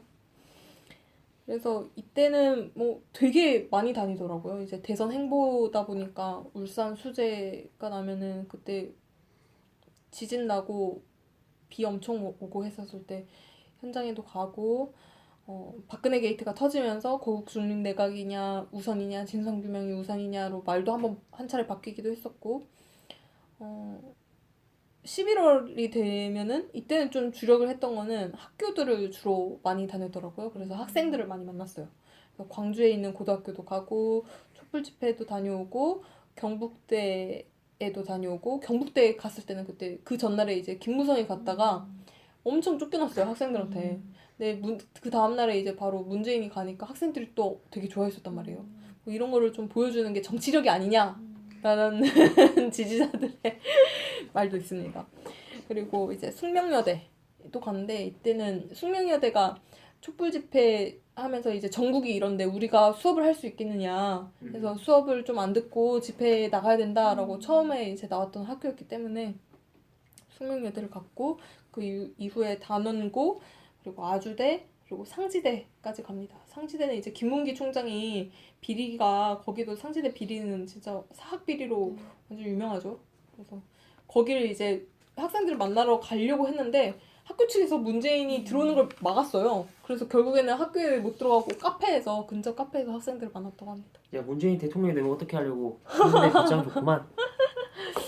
상지대. 네. 그리고 1월이 되니까 이제 1월이 되고 나서 문재인 전 대표를 지지하는 사회 각계 인사들의 모임이라는 더불어 포럼을 이제 창립을 합니다. 여기에는 익숙한 사람들 많아요. 안도현, 황교익, 황지우 시인, 그리고 유정아 아나운서, 최현국 이사장. 이 사람도 이분도 아시죠? 최현국 뭐 우리 시대의 어른이다라고 해가지고 되게 얘기가 많이 되는 분인데 그분이랑 김응용 감독도 포함이 되어 있습니다. 아 야구 감독? 네네네. 네. 그래서 최근 행보까지 알아봤습니다. 그리고 근데 이제 좀 단점을 봐볼까요? 단점은 제가 뽑아온 거는 크게 두 가지예요. 확장성이랑 정치력. 근데 이거 두 가지는 언론이 만들어 놓은 전형적인 단점이에요. 그래서 이게 프레임에 씌워졌다는 것도 어쨌든 단점이긴 하니까 확장성이라는 게 뭐냐면은 안철수는 확장성이 있는데 문재인은 확장성이 없어요. 그러니까 중도를 아우를 수 있느냐, 중도 보수를 아우를 수 있느냐를 봤을 때 문재인은 그 부분에서 좀 부족하다라는 얘기입니다. 저는 그 확장성이란 게 네. 그러니까 그 문재인의 가장 큰 약점 하나를 또 보여주는 것 같은데 문재인도 이제 어느덧 낡은 정치인이 돼버렸어요. 그래요? 그렇지 않나요? 맞아. 오랫동안 신문에서 그게 봐왔으니까. 확장성을 가지려면 새로운 정치인이어야 하거든요. 안철수는 지금 확장성이 없잖아요. 안철수도 낡은 정치인이 돼버렸으니까. 근데 반기문 같은 경우에는 있는 장관을 정치인이네요. 하긴 했으나 그리고 해외에서 사실 활동을 하다 보니까 이 새로운 정치인이라는 이미지가 아직 갖고 있잖아요. 그래서 확장성을 갖는 건 아닌가. 그러니까 이렇대요. 그러니까 정치에 입문하기 전에는 이 사람이 나랑 유권자 입장에서는 나랑 저 후보자는 같은 의견을 가지고 있을 거야 라는 기대감에 굉장히 지지를 한대요. 그런데 이 사람 후보자가 정치에 입문하면서 정치적인 어떤 입장을 분명하게 보여야 될 거 아니에요. 노출이 됐다는 거지. 네, 그러니까. 그러면서 이제 비토층이 생기는 거죠. 그러니까 정치권에 많이 노출된 만큼 확실히 층이 갈리는 게 있는 것 같아요. 당연한 거긴 한데. 그쵸. 색안경을 벗고 색안경이라 하기보다 좀 아우라가 사라진 상태에서 이 사람의 실체를 점점 보게 되는 건데 근데 그거는 국민들의 수준? 정치 수준이라고 해야 되나요? 그 표현을 뭐라고 하는지 기억이 안 나는데 정치 의식에 따라서 갈리는 부분인 것 같아요. 그러니까 후보들이 당연히 노출이 많이 되면은 그만큼 장점이 있고 단점이 있는 건데 이제 새로 누가 나타났다 해가지고 거기에 이미지에 쏠려서 우르르 찍는 게 그게 확장성을 높인다로 볼 수 있을지는 좀 의문이고 제 생각에는 아까 양파가 말한 것처럼 어쨌든 노무현의 친구라는 이미지가 있었기 때문에 문재인에게 그게 장점일 수도 있지만 문재인은 노무현을 넘어서지 못하면은 그게 한계다라는 얘기도 있잖아요. 그러니까 친노 프레임에서 벗어날 수가 없는 사람을 과연 그동안 보수라고 했던 사람들 중도 중에서도 보수 쪽에 가깝다라고 했던 사람이 이 진보 중에서도 정말 강한 진보 색채를 띠고 있는 문재인이라는 사람한테 표를 줄까 했을 때 엄청난 변화가든지 엄청난 업적을 보여주지 않는 한 표가 바뀌긴 쉽지 않죠. 그렇죠. 근데 처음에도 이제 안철수가 나왔을 때는 안철수 안랩 그리고 막 너무 신박하게 선거운동하고 막 그 앵그리버드 막 던지면서 선거운동하고 하니까 되게 인기가 많았었잖아요. 근데 이 안철수의 입장들이 나오고 어떤 정치적인 선택들이 보면서 선택하고 뭐 오락가락하는 모습들을 보면서 그 지지층도 확실히 떨어졌었는데 구태 정치인에 돼버린 거지 안철수도. 그렇네요. 그러면 안철수도 확장성이 있다고 말하기는 어렵다. 네. 네, 그래서 확장성이라는 단어는 참 굳이 단점이라고 하기에는 모든 정치인들이 가지고 있는 한계인 것 같네요. 이렇게 해야 되나? 맞아요. 저 그 말 일리 네. 있다고 생각하는데. 그러면은 두 번째 단점, 정치력. 정치력? 네. 그 정치력이라는 표현 너무 어렵다. 정치적인 능력을 의미하잖아. 그거는 너무 포괄적인 개념 아닌가? 거기에 그 토론 능력도 혹시 포함되나요? 뭐 포함시키면 포함시킬 수 있겠죠. 또 있잖아요. 문재인 얘기할 때 단점으로 권력 의지가 부족하다. 이 사람은 사람만 찾겠지 정치인으로서는 안 돼. 뭐 이런 평가들. 네. 그런 평가들을 어떻게 넘어설 수 있을까? 근데 그게 참 이미지인 것 같아요. 그래서 이미지로 이미 정해져 있고 문재인에게 씌워져 있는데 그것들을 어떻게 벗을 수 있을까? 그거는 부인할 수가 없잖아요. 문재인이 착한 건 자기도 인정을 해요. 그러는 거 보니까 저는 네. 그 아까 우리가 방금 전에 말했던 그 확장성이란 건 그 어쩔 수 없는 거고 네. 사실 그거는 시간이 흐르면 흐를수록 드는 나이 먹음과 비슷해요.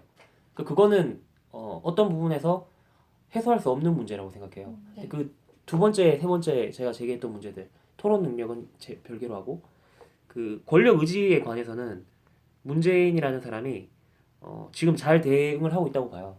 자기가 어떻게 나라를 이끌겠다. 그 뭐 4대 재벌 관련 문제 해결 토론할 때도 그렇고 뭐 자기 정치적 의사를 밝힐 때도 그렇고 그 18대 대선보다 19대 대선에 임하는 자세가 더 진지해지고 그때도 진지하긴 했죠. 하여튼 더 준비된 후보 같다는 느낌이 들어요. 그래서 점점 자기 모순을 스스로 해결해 나가는 과정 중에 있는 것이 아닌가 하는 생각이 들더라고요. 그쵸. 나는 고구마다라고 말하셨잖아요. 센스 있잖아. 센스 아니야? 토론 능력도 부분적으로 개선되고 근데 있다는 저는 거지. 거기서도 좀 아재 느낌이 났던 게 젊은 층에서 고구마 하면 이건 욕이잖아요, 사실. 근데 그러면 그때 쌀밥이라고 했어야 됐나? 그럼 뭐 어떻게 해야 되지? 그러니까 고구마를 가져왔기 때문에 진짜 문재인스럽다 싶긴 했는데 그런가? 근데 또 그게 어떻게 보면 비율을 적절하게 잘한 것 같아요. 자기는 막 겉으로 뭔가 쇼를 보여준다거나 이런 데는 능숙하지 않지만 대신 내가 말하는 거에는 진솔함과 정말 솔직함이 들어있다. 그리고 이게 정말 심사숙고 끝에 나온 거기 때문에 리스크는 없다라는 거를 보여주는 것 같아서 맞아요. 자기만의 장점으로 되게, 이제 가는 건 좋은 것 같아요. 원칙주의자예요. 그러니까 그래 보여요. 모든 선택에서 가장 어려운 선택을 할 때에는 네네. 원칙을 지켜야 된다 하더라고요. 그러면은 차후에 문제가 없다. 그래서 그래서 어려운 선택을 할 때마다 원칙을 생각하려고 했다라고 하더라고요. 저도 문재인이라는 사람 자체는 뭐 부정부패가 있다든지 뭐 나쁜 길을 걸었다든지 이런 거는 없기 때문에 좋게 평가를 해요. 근데 저도 약간 후보가 됐을 때 좀 의심스러운 것 중 하나가 정말 천운을 타고나야 대통령이 된다라고 하잖아요. 근데 이번에 탄핵 정국이 있었고 이 정부에선 이렇게 불통과 뭔가 느리게 처리가 됐던 부분 때문에 그 답답함을 해소해 줄 사람, 그러니까 이재명 후보가 떴던 것도 뭔가 그런 사이다 발언을 해서 통쾌하게 해줄 그런 사람을 이번에는 리더로 필요가 하는 것 같은데 그거랑 문재인이라는 후보의 캐릭터는 좀 다르잖아요.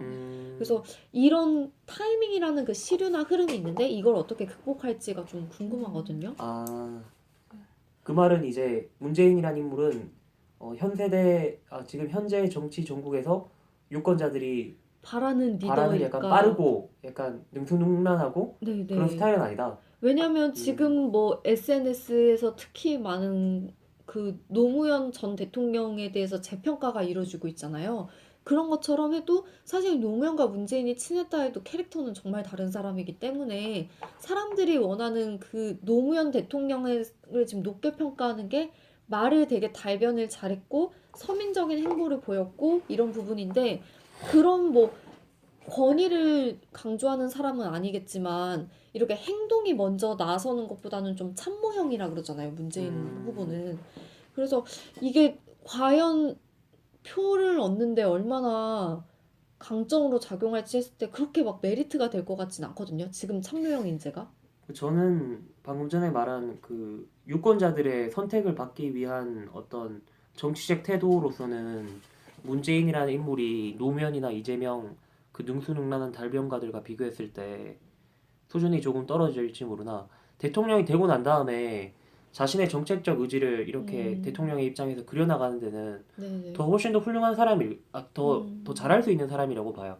아까 그 살구도 얘기했다시피 그 대통령은 인사를 하는 사람이잖아요. 네네. 근데 인사를 하는 사람이 자기가 앞에 나가가지고 뭐 자기가 트럼프야? 뭐 트위터에다가 막 성명 막 다 발표하고 그럴 필요 없잖아요. 그쵸. 잘하는 사람 그 자리에 그냥 임명하고 그 어떤 사건 터졌을 때 원칙에 입각해서 하나하나 처리하면 되는 거잖아요.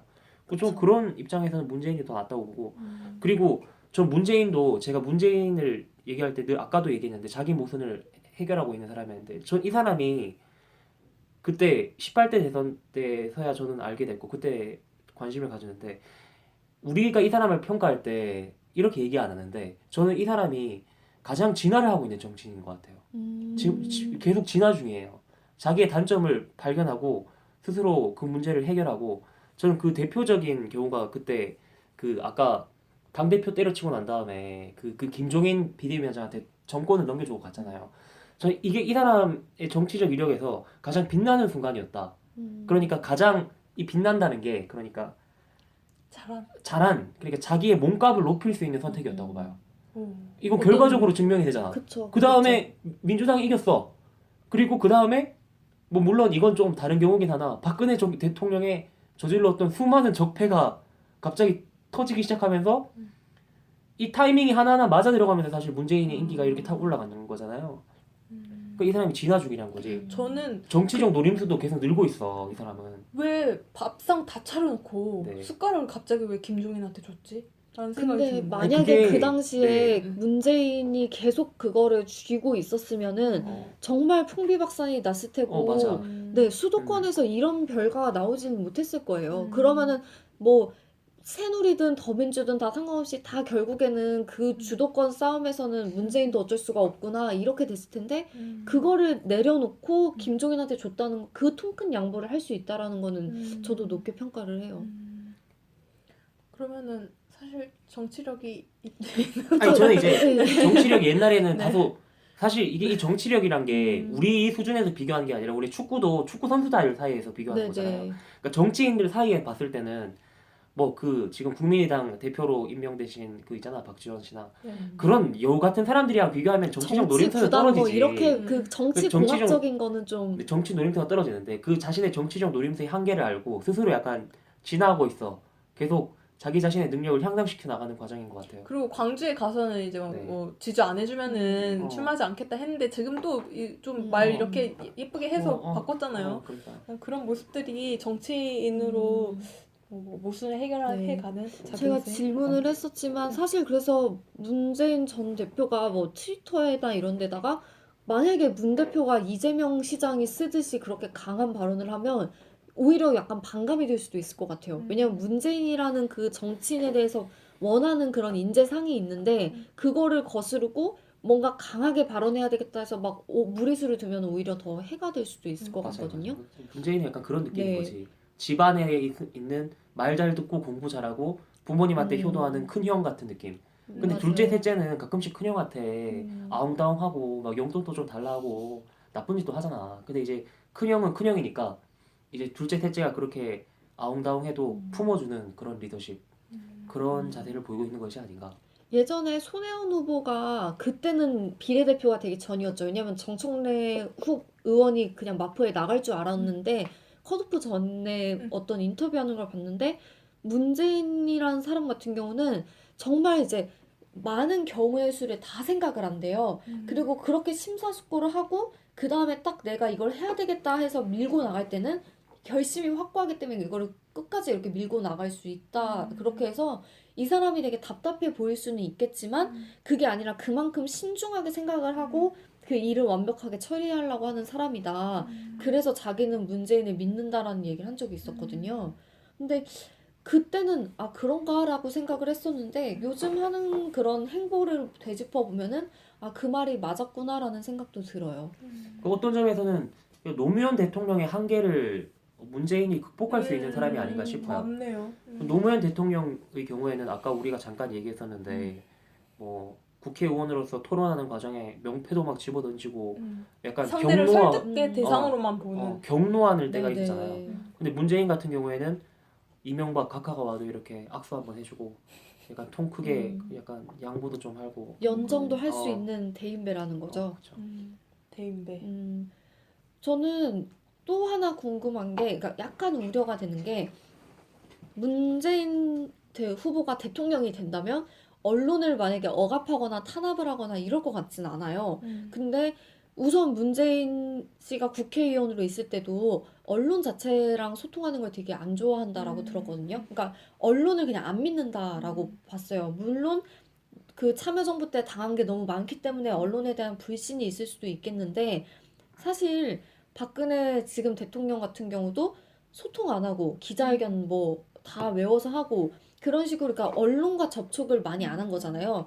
물론 이 사람이 언론을 싫어하는 거랑은 결이 달라요. 근데 언론을 만약에 대통령이 된다면 어떻게 대응을 할 것인지 언론이랑은 얼마나 얘기를 할 것이고 그럼 언론 사실 지금 정치인이고 후보이기 때문에 언론에 노출이 되는 거나 이런 것도 저는 어느 정도는 좀 전략적으로라도 빈도를 좀 높여야 된다라고 생각을 하거든요. 그래서 그냥 정말 싫다고 끝까지 언론하고는 그렇게 척을 질 것인지 그 부분이 약간 모순적이긴 하면서 좀 우려가 되긴 해요.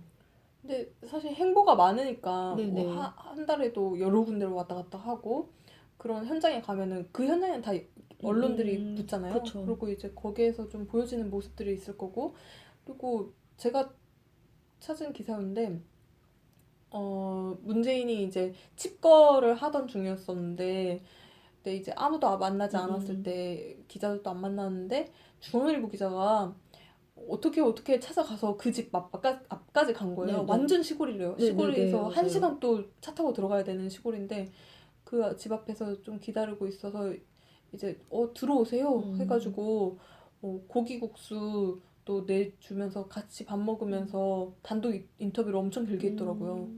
그래서 같이 산책도 가고 강아지 데리고 그런 모습들 보면은 막 사실 그렇게 아예 소통을 안 하는 것보다는 네네. 약간 의심은 하는 것 같아요. 그러니까 아, 긍정적으로 바라보진 않는 경계를 것 같아요. 한다 네, 그 네, 정도인 네, 거예요? 네. 기자회견을 할 때도 네네. 얘기를 하는 걸 들어보면은 어조에서 좀 차이가 나거든요. 그냥 아. 라디오 나와서 이야기하는 거랑은 좀 다르게 네네. 어조에서도 좀 차이가 나기도 하는데 그러니까 소통을 아예 안 할 것 같지는 않다. 그쵸. 아예 뭐 말을 안 하거나 이러지는 않겠죠. 근데 좀 이런 빈도는 높아졌으면 좋겠어요. 그러니까 대국민 담화라던가 네네. 아니면은 기자회견의 빈도라던가 네네. 기자회견 이번에 박근혜 같은 경우는 엄청 안 했잖아요. 그런 빈도를 그래도 일주일에 3번까지는 해야 되지 않나. 저는 자주 했으면 좋겠어요. 최대한. 그래서 오늘 좀 문재인을 정리해봤습니다. 어떠셨어요? 이야기를 듣기 전에 문재인과 이 지금의 토론을 하고 난 후에 문재인이 좀 다르게 느껴지나요? 아니면은 약간 이 사람이 되게 진중한 사람이구나라는 부분에서는 좀 더 네, 그 확신은 좀 더 강해진 것 같아요. 갈매기님은요? 저는 아까 제가 그 대통령의 자질이 무엇이냐를 저희가 서두에 얘기하고 시작했잖아요. 제가 그때 대통령은 정치적 결과물을 만들어내야 되는 사람이다라고 얘기했는데 그 등식을 문재인이라는 사람한테 대입해 봤을 때 이 사람이 착하고 인권 감수성이 높은데 근데 그러한 성격을 갖고 있는 사람들 중에 그런 사람들의 단점이 더러운 걸 보면은 그냥 참지 못하고 돌아서 버린다고 해야 되나? 피해버리는? 네, 그런 경우가 종종 있잖아요. 근데 그 정치 그리고 이 사람이 가끔씩 아까 얘기 단점으로 지적했던 것 중에 하나인데 그 페이스북 SNS 계정에다가 정치의 허무함, 정치의 무미함을 글을 쓴다거나 그런 거 할 때는 그런 모습은 좀 안 보여줬으면 좋겠다. 전 노무현 대통령 나중에 노무현 대통령의 이력을 이렇게 살펴봤을 때 가장 아쉬웠던 부분이 노무현 대통령이 집권 초기에 그런 말 했었잖아요. 이미 권력은 시장으로 넘어갔다. 근데 이 말이 저는 그게 좀 무책임하게 들렸어요. 아니 자기가 국민이 뽑아서 대통령이 됐으면은 권력 시장으로 넘어간 권력을 뺏어 와야지 왜 그걸 넘어갔다고 왜 얘기를 해버리냐. 그걸 그렇네. 그래서 문재인 같은 경우에는 그렇지 않고 더러운 걸 봤을 때 정치의 허무, 정치는 무매 이런 말 하지 말고 아니, 뜯어 고쳐버리는. 국민의 지지를 받았으니 그 더러운 걸 맞아요. 깨끗이 다 씻어내버릴 수 있게 네. 그렇게 노력을 해줬으면 좋겠습니다. 중요한 말씀이신 것 같아요. 저도 이전까지는 단순하게 생각하기를 대통령 진짜 그냥 별거 없다. 그냥 인권 감수성 풍부하고 착한 사람이고 좀 상식을 가지고 있는 사람이었으면 좋겠다. 철학이 없어도 된다라고 박근혜 생각했거든요. 시대의 후폭풍 뭐 그런 건가? 네, 약간 그것 때문에 그 이명박과 박근혜를 거쳐오면서 그렇게 보통의 인물을 찾는 게 어렵겠다. 내가 원하는 보통의 인물을 찾는 게 어렵다는 생각이 들면서 그 정도만 되면 된다라고 이제 어떻게 보면은 회의적으로 생각을 했던 것 같아요. 근데 사실 대단한 사람 많다. 그리고 두 분이랑 좀 얘기를 나눠보고 좀 생각이 바뀌었던 게 대통령은 어쨌든 간 국민의 대표니까 보여줄 수 있는 것이 있어야 된다. 근데 그게 대통령의 능력에 따라 달린 것 같아요. 그러니까 지금 뭐 JTBC도 손석희 오고 나서 엄청나게 바뀌었잖아요. 그러니까 한 명이 바꿀 수 있는 게 특히 대표 한 명이 바꿀 수 있는 게 엄청나게 큰 것 같아요. 그래서 그 정도의 역량이 되는 사람이 대통령이 되어야 될 것 같습니다. 그렇죠. 리더는 중요하죠. 네. 아니야. 네, 그럼 다음 주는 저희가 7회를 총 할 거거든요. 네. 대선 잠룡이 7명이에요. 잠룡 저희가 생각하는 잠룡이 7명입니다. 명단이 어떻게 되죠? 명단 오늘 한 문재인 하고요. 그 2위 반기문 여론조사에서 이제 말하는 건데 반기문, 이재명 그리고 박원순, 안철수, 안희정 그리고 마지막으로 유승민을 할 겁니다. 다음 주에는 살고 제가 유승민 후보에 대해서 정리를 해서 알려드리도록 하겠습니다. 근데 유승민이 대선 후보 깜냥이 되나? 나 좀 의심스러운데. 왜요? 따뜻한 보수 지금 나오고 있잖아요. 그렇습니까? 네, 바른정당에서 낼 사람이 그 사람밖에 없죠. 그쵸. 왜냐면은 무대는 포기했잖아요. 대권 안 나오겠다고. 없죠 김무성 지금. 어떻게 되는 거야? 포기 당한 거 아닌가? 김무성이 제일 불쌍해. 아이고 본인이 안 나온다 하셨는데 뭐 어쩔 수 없죠. 그렇습니다. 그러면은 다음 주에 만납시다. 네. 다음 주에 봐요. 안녕. 수고하셨습니다.